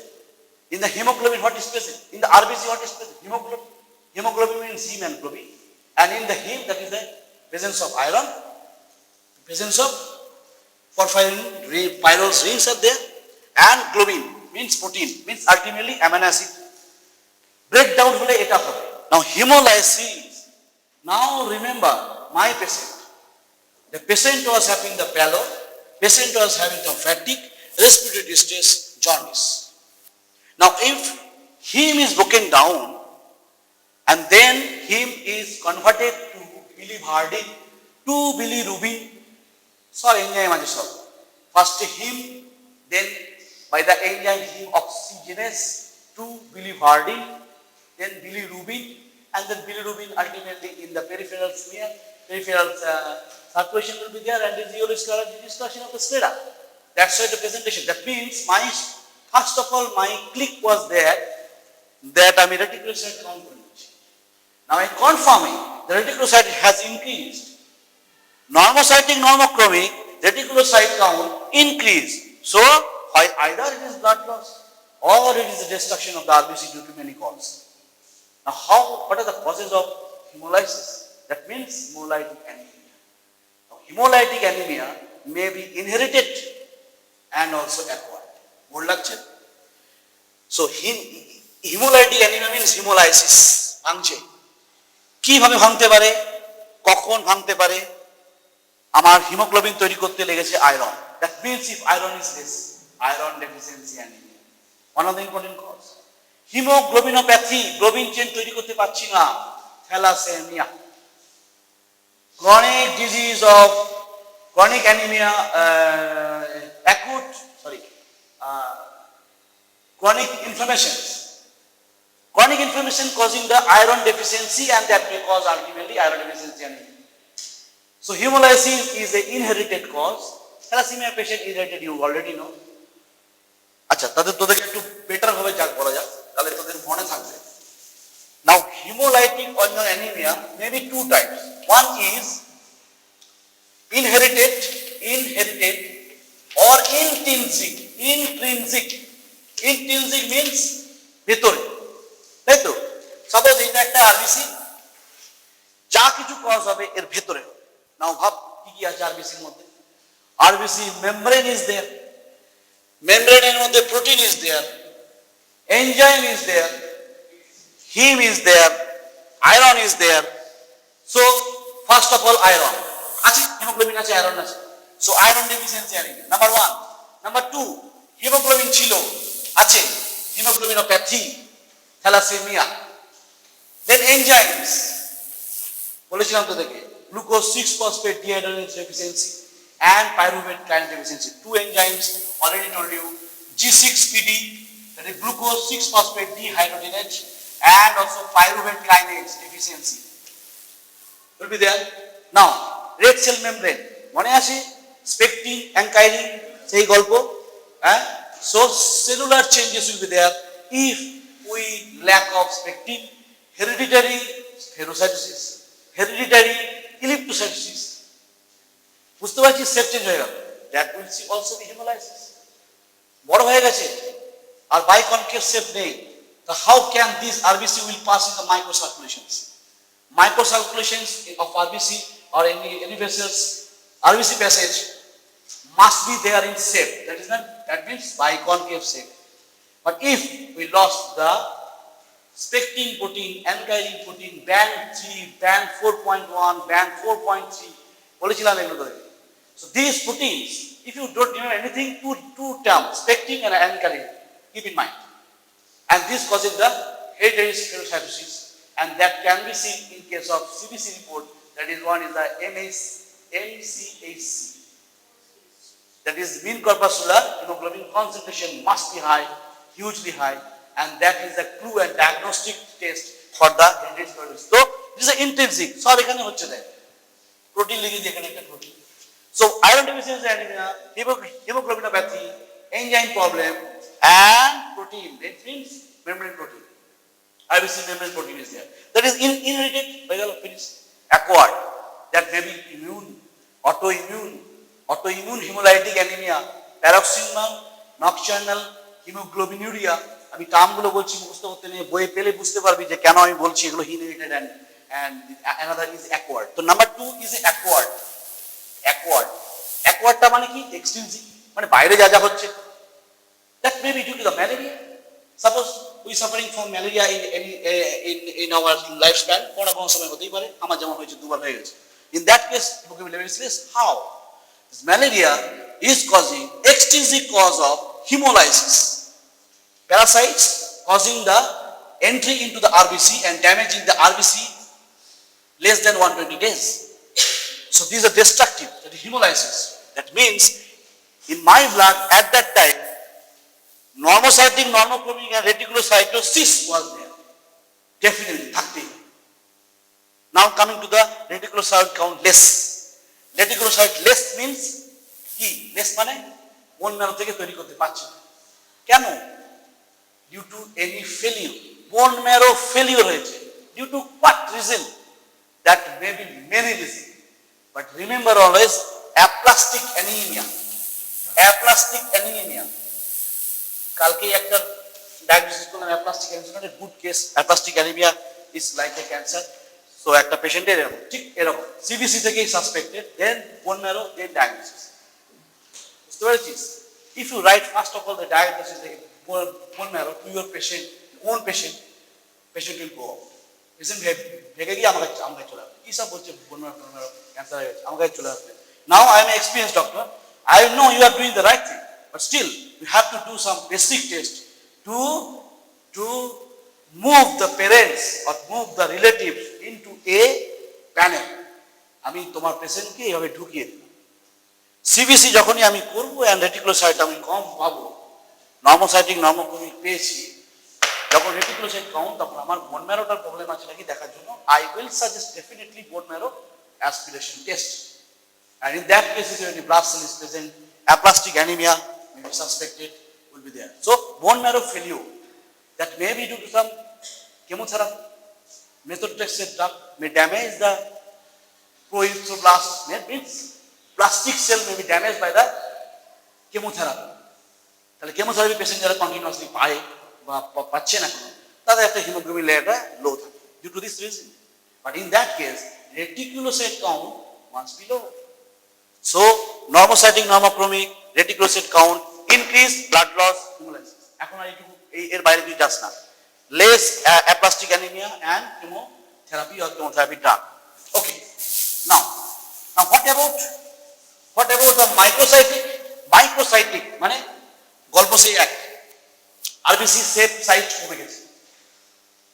That means haemoglobin কমে গেছে। Haemoglobin কমে গেছে means আমার haemoglobin ভালো করে তৈরি করতে পারেনি। It is the lack of haemoglobin formations due to lack of many things. That may be iron, yes, it means iron deficiency anaemia, one of the important cause. Haemoglobinopathy another cause. বুঝতে পারছিস কজগুলো কিভাবে আসছে? একটার সঙ্গে একটা interrelated, but grossly basically যদি ভাবা যায় খুব আস্তে আস্তে করে ডায়াগনোস করা যায় খুব সহজে। তো microcytic means less than 80 femtoliter, it will be routine, and this is a hypochromic, that means the color কালারও চেঞ্জ হয়ে গেছে কারণ haemoglobin less. Hypochromic means diameter of the central halo is much more than the peripheral part. So this is called hypochromic, and the causes are iron deficiency anemia, hemoglobinopathies, বুঝতে পারছিস তো? Chronic inflammation বা chronic disease, chronic এই anaemia of chronic disease, এটাকে বলা হয় anaemia of chronic disease. যেমন chronic renal failure. Chronic renal failure means what?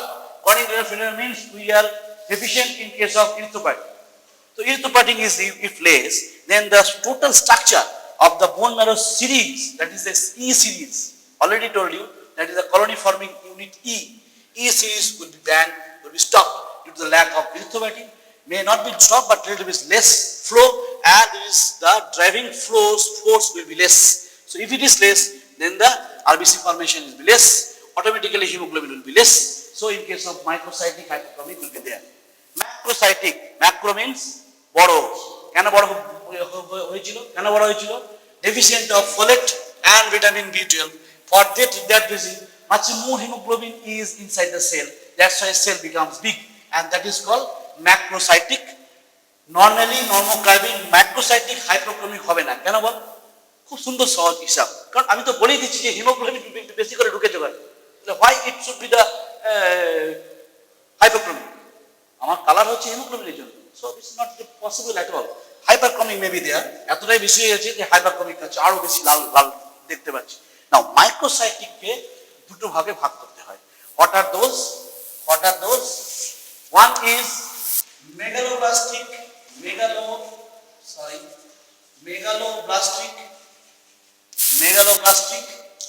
macrocytic anemia. Megaloblastic কথাটা কেন বললাম? কারণ এখানে মেগালোব্লাস্ট পাওয়া যায়। সেটা কি জিনিস? পেরিফেরাল স্মিয়ার, বড় বড় করে আরবিসি পাচ্ছিস, একটা টিপিক্যাল ফিচার পাওয়া যাবে, that is called hyper segmented neutrophil. Normally our neutrophil is 2 to 5 lobes. If you go across to your blood series, neutrophil having the lobes, and it is the 2 to 5 lobes, but hypersegmented means neutrophil will be there having more than 5 lobes. More than 5 lobes are there. So this is called hypersegmented neutrophil. That is a characteristic value, a characteristic feature of this megaloblastic anemia. Right? Another is a non-megaloblastic. What are those? We know that in case of hemoglobin formation, we always expect that is the heme part and the globin part. The globin part is a protein amino acids. So now protein must be there, and protein metabolism, catabolism, whatever you may tell, or synthesis is the place of liver. So now liver disease, chronic liver disease may cause macrocytic anemia. Number 1. Number 2, alcoholism, barbar alcohol khai, cirrhosis. In that patients, pregnancy that may happen. Okay, hypothyroidism, because hypothyroid means thyroid hormone basically influences the androgen influences the erythropoietin, and erythropoietin the series. Now, in short and in recapitulation, whenever the patient is jaundice, that means you are dealing a patient not only the anemia, and you have to identify the cause of the anemia. And whenever anemia, better to think as a morphological way, that is a normocytic, normochromic, microcytic, hypochromic, macrocytic, normochromic or hyperchromic is essential. By knowing the reports and knowing the normal levels. Normal level of the MCV is 80 to 100 femtoliter. So, if it is less than 80, that is macrocytic. If it is more than 100, that is 100. Now it's the causes. If it is normocytic, normochromic, means my hemoglobin is less, that's why it is called anemia. But my size of RBC and also the color of RBC is good and normal. These things are very critical, because after doing this type of feature, we have to search for the reticulocyte count. If it is more, then blood loss and hemolysis must be there. If it is less, that means some bone marrow problem is there, and it is a problematic. And this is a really tension for the relatives, because it is going to tell that there is some problem in the bone marrow, and bone marrow problem means our head office a problem. Head office a problem hole kono kichhui solve hoy na joto kono head office ঠিক করা হচ্ছে. So our factory হচ্ছে আমার bone marrow. So bone marrow failure, reticulocyte count less. That means one name aplastic anemia and the chemotherapy drug. Now microcytic means hemoglobin is less. Now you have to think how hemoglobin is formed. It is formed glycine succinyl CoA. আচ্ছা তোদেরকে আরেকটা pneumonic শিখবি যখন শিখেই তাহলে আর জীবনে ভুলবি। একটা pneumonic বলছি, আমার যেহেতু মনে পড়লো, জানি না কতটা মনে আছে।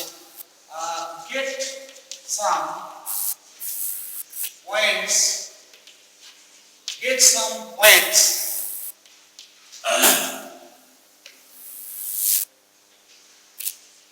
having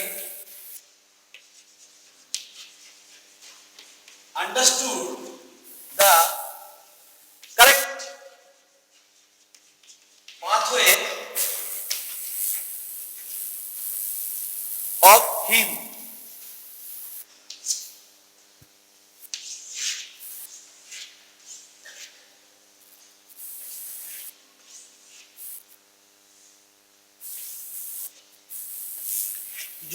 বুঝতে পারলি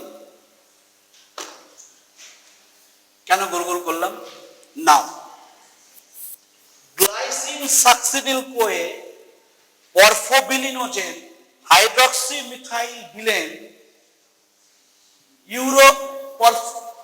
ইউরোপরফাইলিনোজেন coproporphyrinogen protoporphyrinogen haem clear haem this finish. Get some points having understood the correct pathway of him. Finish. এটা মনে রাখতে হবে, তাহলে হয়ে গেল। বাকিটা এনজাইমে তুমি এখান থেকে পড়ে নাও। So heme is formed, which means iron is there. So iron deficiency anemia, macrocytic anemia. Then hemoglobinopathies, thalassemia, sickle cell anemia is also there. And anemia of chronic disease like chronic renal failure, rheumatoid arthritis, Crohn's disease, celiac disease. So these are the diseases of the chronic inflammations, and chronic inflammation means to some extent reducing the iron, and specifically for the renal failure that is due to happening for the erythropoietin level is less. So macrocytic hypochromic, macrocytic means বড় হয়ে গেছে, অনেক haemoglobin হয়ে গেছে, হাইপারক্রমিক হতে পারে, নর্মোক্রমিক হতে পারে। বড় হয়ে গেছে মিন্স আমার হিমোগ্লোবিন বেশি তৈরি হয়েছে কিন্তু আমার ওখানে ডিএনএ সিনথেসিস হয়নি। কারা করলো না? ফোলেট অ্যান্ড ভিটামিন বি12, that means folic acid deficiency, vitamin বি12 ডেফিসিয়েন্সি। আদার্স কি? এই যে মেগালোব্লাস্টিক বলেছিলাম, মেগালোব্লাস্টিক ওইগুলো হচ্ছে ফোলেট ডেফিসিয়েন্সি অ্যান্ড ভিটামিন বি12 ডেফিসিয়েন্সি, হাইপার সেগমেন্টেড নিউট্রোফিল। এটা মনে রাখবেন, hyper segmented neutrophil is seen in case of megaloblastic macrocytic anemia, but non-megaloblastic যেখানে hypersegmented neutrophil পাওয়া যায় না, that's the cause of the liver failure, liver cirrhosis, alcoholism, hypothyroidism, pregnancy, etc. In my case, that is the jaundice, so some hemolysis will be there. কেন? কারণ heme is broken down to iron and globin chain and bilirubin.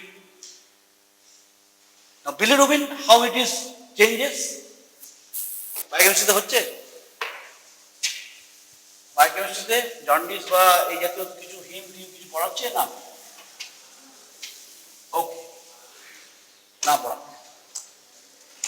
তাহলে হিম যদি destructions হয়, that is haemolysis and haemolytic anaemia তাকে বলা হয়, and that is two causes. একটুই বোঝালাম, ইন্ট্রিনসিক মানে রেড সেলের ভেতর আরবিসির মধ্যে কি কি আছে সেটা ভাববো আর কজগুলো বলতে থাকবো। আরবিসির মধ্যে কি আছে বাবা? হিমোগ্লোবিন আছে, হিমোগ্লোবিন আছে মিন্স হিম আছে মানে আয়রন আছে, আয়রন ডেফিসিয়েন্সি অ্যানিমিয়া। সুন্দর। হিমোগ্লোবিন আছে, হিমোগ্লোবিনোপ্যাথি। এনজাইম আছে, কি কি এনজাইম? দুটো এনজাইম মনে রাখবো, গ্লুকোজ 6-ফসফেট ডিহাইড্রেট অ্যান্ড পাইরুভেট কাইনেজ ডেফিসিয়েন্সি হয়ে গেল। আরবিসি মেমব্রেন প্রোটিন ছিল, পেকটিন ছিল, অ্যানকাইরিন ছিল, তাই শেপ চেঞ্জ করতে পারে, that was changes into shape, that is a hereditary spherocytosis, hereditary elliptocytosis. আরো কিছু আছে, হেরিডিটারি ওভালোসাইটোসিস মানে oval shape, elliptical shape, spherical shape হয়ে যাচ্ছে। Those shapes are not applicable for the 120 days, তাই থাকবে না, তাহলে আমার হিমোলাইসিস হবে। That may present the breakdown of the RBC and breakdown of the heme, and breakdown of the heme means that some features of jaundice. সেটা কেন আসবে, কি হবে আসবে? হিম ইন শর্ট, হিমটাকে ভেঙে এখানে হিম অক্সিজেনেস দিয়ে প্রথমে বিলি ভার্ডিন তৈরি হয়, ভার্ডিন, ঠিক আছে, বিলি ভার্ডিন, দেন এই বিলি ভার্ডিন রিডাক্টেজ দিয়ে হবে বিলিরুবিন। আচ্ছা বলতো এইটা কোথায় হচ্ছে, বলতে কোথায় হচ্ছে? এটা ভাঙবে কোথায়? হিম যদি ভাঙতেই হয় কোথায় ভাঙবে? এবার বলতে হয় ঠিক ঠিক স্প্রিং কি সেটা? হ্যাঁ, রেটিকুলো এন্ডোথেলিয়াল সিস্টেম, রাইট। তো রেটিকুলো এন্ডোথেলিয়াল সিস্টেম এইখানে সে ঘটছে, বিলিরুবিন তৈরি হলো, but this bilirubin is it soluble? No, this is fat soluble. This is insoluble to blood, insoluble to aqueous. That means it is called unconjugated bilirubin, UCB. UCB. Then it will come into the blood. ব্লাডে চলে গেলেই তো হলো না, ওকে তো ধরতে হবে, কারণ ও তো ইনসলিবল। নিয়ে যেতে হবে কোথায়? লিভারে। কেন? For the conjugation of the bilirubin. তাহলে UCB into the blood connected to albumin, albumin carry করবে, ক্যারি করে লিভারের মধ্যে নিয়ে আসবে। কি আসবে এখানে? আনকনজুগেটেড বিলিরুবিন আসবে। Then it will, some enzymes are there, আমি আর ডিটেইলসে যাচ্ছি না, কনজুগেটেড বিলিরুবিন তৈরি হবে। Now this conjugated bilirubin is soluble. It stored into the gallbladder. Whenever we are dealing with some fatty foods, their contractions will be there and that chalo আজকে তাহলে এইটুকুই থাক We have discussed last class. Huh? Last class, what we have discussed regarding nucleotide, nucleoside, and what are the synthetic nucleotides and structure of DNA. Just we have started. Okay. So remaining part today will finish. What?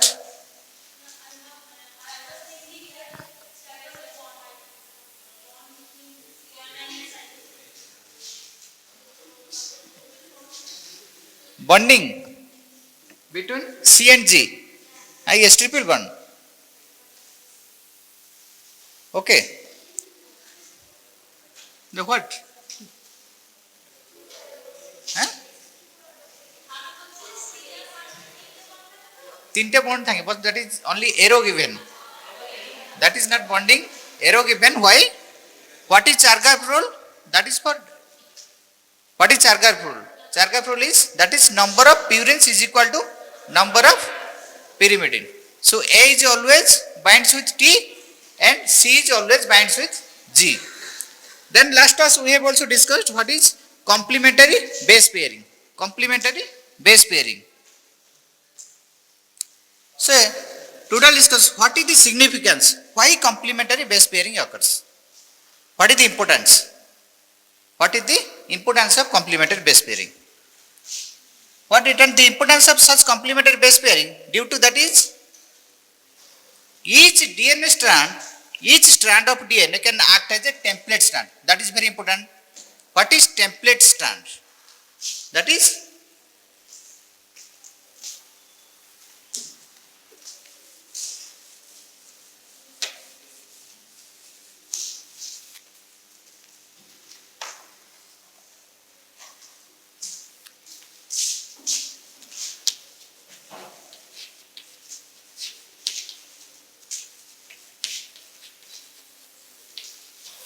template strand. That means in two strands of DNA, out of two strands, any of the one strand can act as a to formation of new strand. Okay? New strand can be synthesized by using any of the one strand. Which strand will be utilized for the synthesis of new strand? That is called the template strand. Okay? That is called as template strand.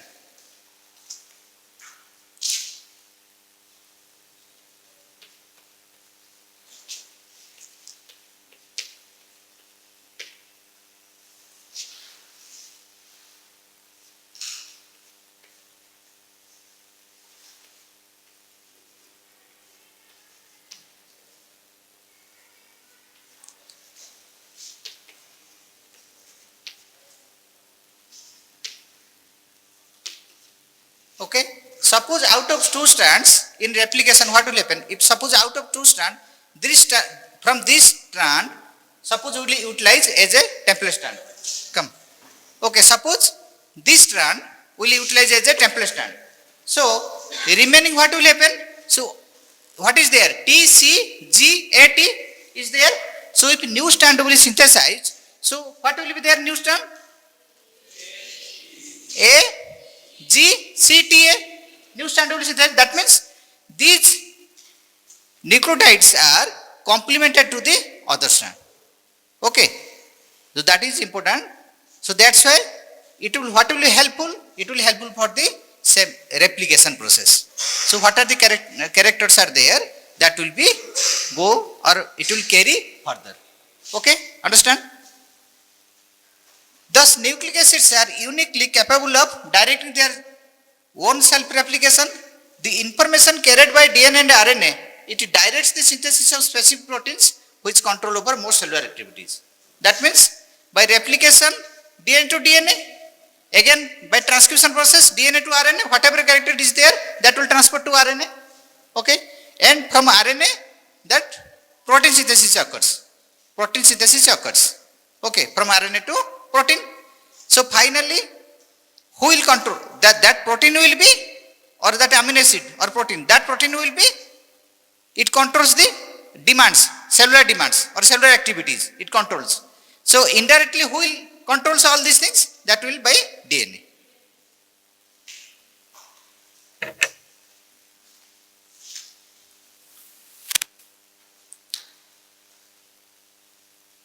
See this?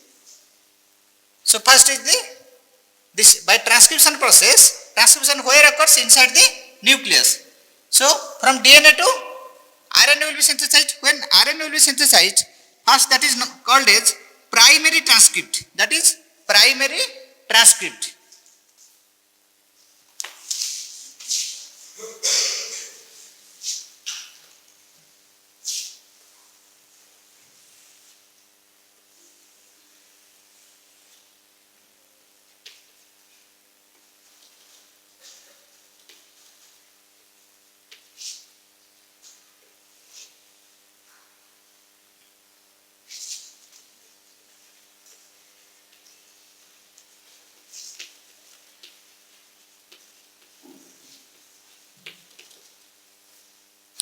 Okay, from DNA, first newly mRNA will be synthesized. Newly mRNA will be synthesized. That is called as primary transcript, not matured mRNA, not matured mRNA. Okay, immature. That will be your primary transcript. That primary transcript, it will go for further maturation by process of post-transcriptional modification. All these things we will discuss in replication transcription process. Okay, by the process of post-transcriptional modification. Okay, by post-transcriptional modification. So that mRNA will be matured mRNA. And once that matured mRNA, that will be enters into cytosol.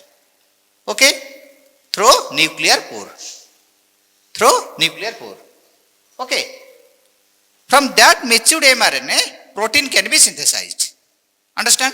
Protein can be synthesized by the process of translation. Now tell. So replication and transcription occurs inside the nucleus, but translation process occurs in the cytoplasm. Okay.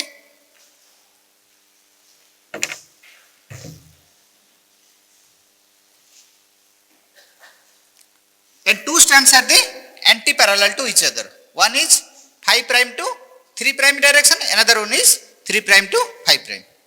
Anti-parallel. One interesting thing see here, at 5' end, which group is there? Here also at 5' end, which group is there? Phosphate. At 3' end, which group is there? Hydroxyl group. At 3', hydroxyl group is there. Okay. So always 5' end contains phosphate group and 3' end contains hydroxyl group. Okay, same thing. This is important thing. Nucleotides are joined at 5th carbon and 3rd carbon of each sugar backbone. It forms a backbone structure. Forms a backbone structure. By how? Here at the 3rd prime hydroxyl group is there. At 5th prime or 5th carbon phosphate group is there. So phosphate group and hydroxyl group, they will bind, form a phosphodiester linkage. They will form a phosphodiester linkage. Okay. Water will be removed, then phosphodiester linkage will form. So all, see here phosphodiester linkage, here also phosphodiester linkage, like that a backbone will form. Here all are base, adenine, your thymine, cytosine, all base, but here sugar and phosphate, it attaches a backbone structure. Okay.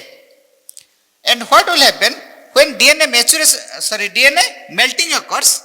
When DNA melting occurs, these bonds, phosphodiester bonds will not break. Understand? Phosphodiester bond will never break.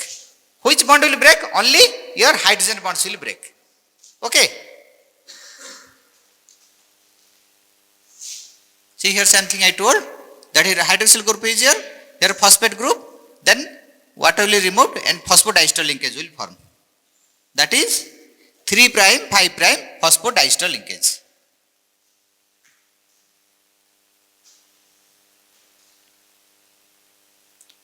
These are the hydrogen bonds. The hydrogen bonds are weak, but there are millions and millions of them in a single molecule of DNA. So that makes it strong. The bonds between cytosine and guanine, what is the, how many hydrogen bonds are? 3 hydrogen bonds are there. This is the structure of DNA, all of you know. Okay, width is the, this is the axis, width is the 2 nanometer, and between two successive base, distance is the 0.34 nanometer. So 10 base means it will come, per cycle it will come how much? 3.4 nanometer. 3.6 years. So each strands act as a template for the other strand during DNA replication. That's why it is called as semi-conservative replication. Pitch of the spiral, already I told, 3.4 nanometer per turn. Diameter, that is 1.92, mostly 2 nanometer. Proteins interact with the DNA at the exposed base, present in 2 groups. One is major group, one is minor group. What is the importance of that groups? Why the groups are there? Because that proteins will bind or react with proteins easily accessible for binding. That's why that groups are there. Major group and minor group, these are parallel to the phosphodiester backbone and wound along the molecule. And different forms of DNA, A DNA, B DNA and Z DNA. First one is B DNA, that is bent form DNA. Bent DNA or bent form DNA, mostly predominant DNA. Most of the predominant DNA. It is the most common type of DNA. It is right-hand helix and turns every 3.4 nanometer. How many bases are there? 10 base pairs are there. Okay. Forms of DNA, your short note question. Okay. 5 marks. Short note question. Forms of different DNA. Okay. That time you can write all 3 types and what are the, how many bases are there and turns. Okay. 2-3 points we have to cover. Each turn contains 10 base pair. The distance between the 2 successive bases, that is already told, 0.34 nanometer, and 2 groups, one is major group, another is minor group. Major group is your white group. It provides the easily access to the base. Easily access to the base, and minor group will be, compared to major group, minor group will be accessibility is poor accessibility.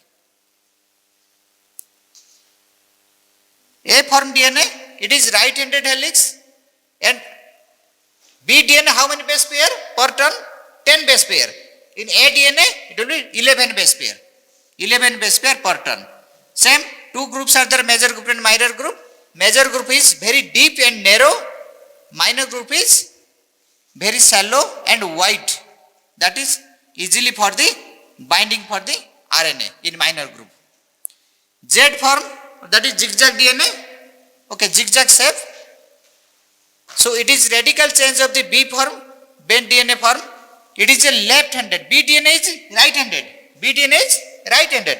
But Z DNA is the which type? That is left-handed. Okay? And it is the GC rich DNA region. Most of the GC rich is there. The sugar base backbone form a zigzag shape. And these B, A and here B DNA, Z DNA, A DNA. What is these types? What is the importance? They will help for the, important for the regulation of a gene expression. Regulation of gene expression. In higher organisms, DNA is organized into nucleus. Now it is very important. Nucleosome is a short note question, 5 marks. Okay, nucleosome. This is structure of nucleosome. Okay, these are what is the, how many are there? 8. Octamer. Okay, this is H1 histone and this is H2A, H2B, H3 and H4. Okay, both all are equimolar concentration. All are equimolar concentration, but H1 is the half concentration.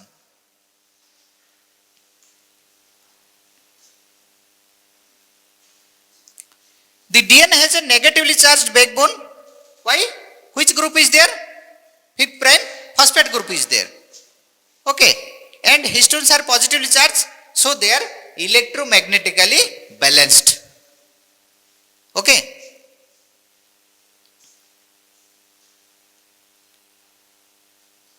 Already told, these are 5 classes are the H1, H2A, H2B, H3 and H4. Except H1, all these things H2A, H2B, H3 and H4 all are in equimolar concentration. And H1 is loosely associated with the DNA. Then these are H2A, H2B, H3, H4. These are called as core histone. Core histone. These are called as core histone proteins. And out of that H2A, H2B, mostly they contains lysine. They contains mostly lysine. Lysine rich H2A and H2B. But H3 and H4 rich in arginine. The amino acid arginine. Okay. H3 and H4 mostly it is arginine rich and lysine rich in H2 and H2B. All histones except H1 are present in equimolar concentration and H1 is half concentration. Histone synthesis stops when DNA synthesis stops. That is natural thing. If DNA synthesis stops means that core protein will be synthesis will stop. Histone synthesized in cytoplasm migrate to the nucleus. Where it is synthesized? Synthesized in the cytoplasm. But requirement, where requirement? Requirement is nucleus because it should be inside DNA should be, it will incorporate. Understand? Understand or not? What is histone? Basically it is a protein. It is a protein. Protein means it is a protein. How it is synthesized? It is a process of translation process. Translation process where occurs? Cytoplasm. That means histone will be synthesized in cytoplasm. Understand?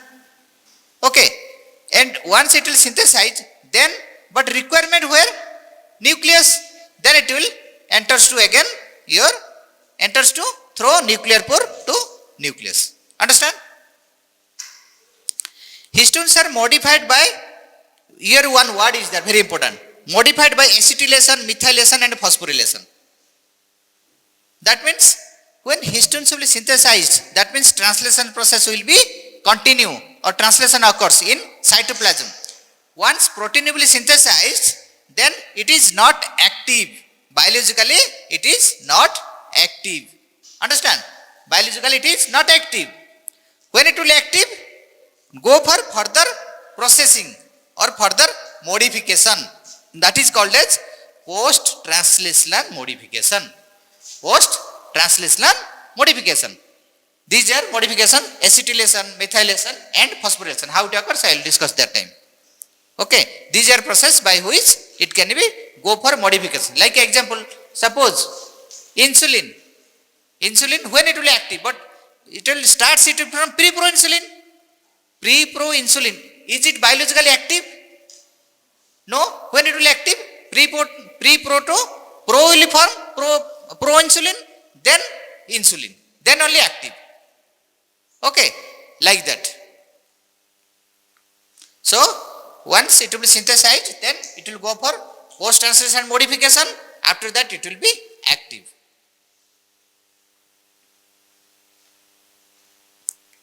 So, DNA double helix, then it will form the nucleosome, and nucleosome when it condense it will form the chromatin fibril, then chromatin fibril will be more, it will be extended form, okay, then it will compact form to form the or condensed form, it will form the chromosome, okay.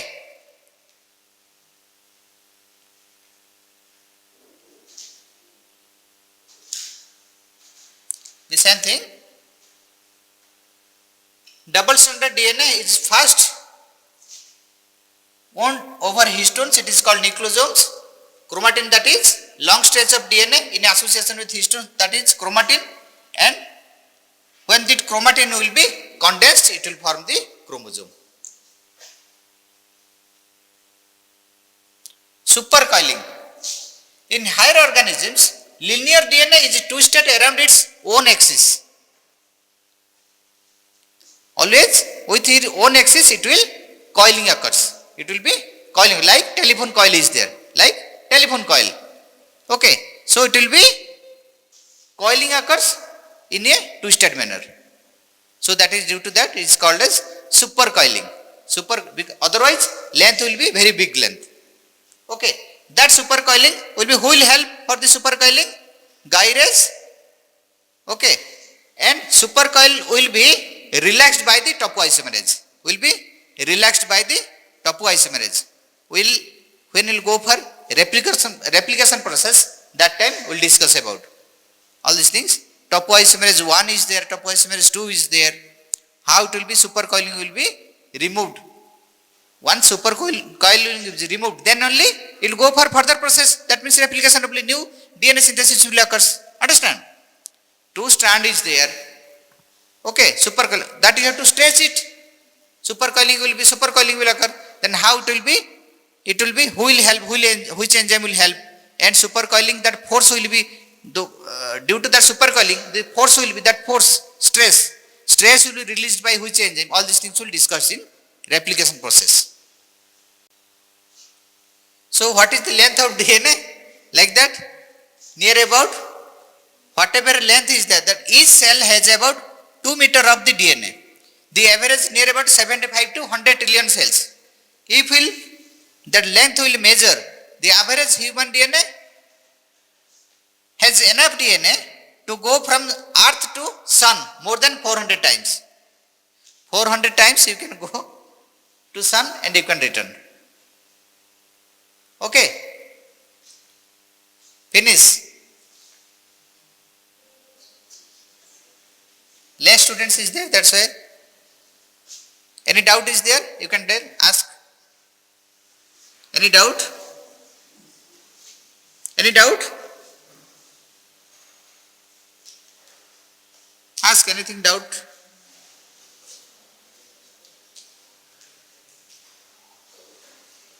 This is your short note. Histones also. Histone short notes. Nucleosome short notes. Okay. Types of DNA short notes. Ask any doubt?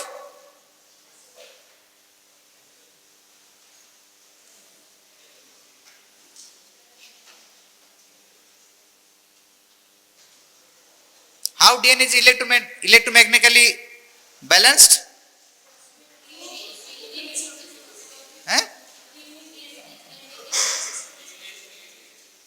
Yes. Phosphate group is there and here histone is there. So positive negative charge, they will electromagnetically balanced. And nucleosome, what is nucleosome? What is nucleosome? When DNA will around the histone protein, around the histone, that will form nucleosome. Okay. Okay. Thank you.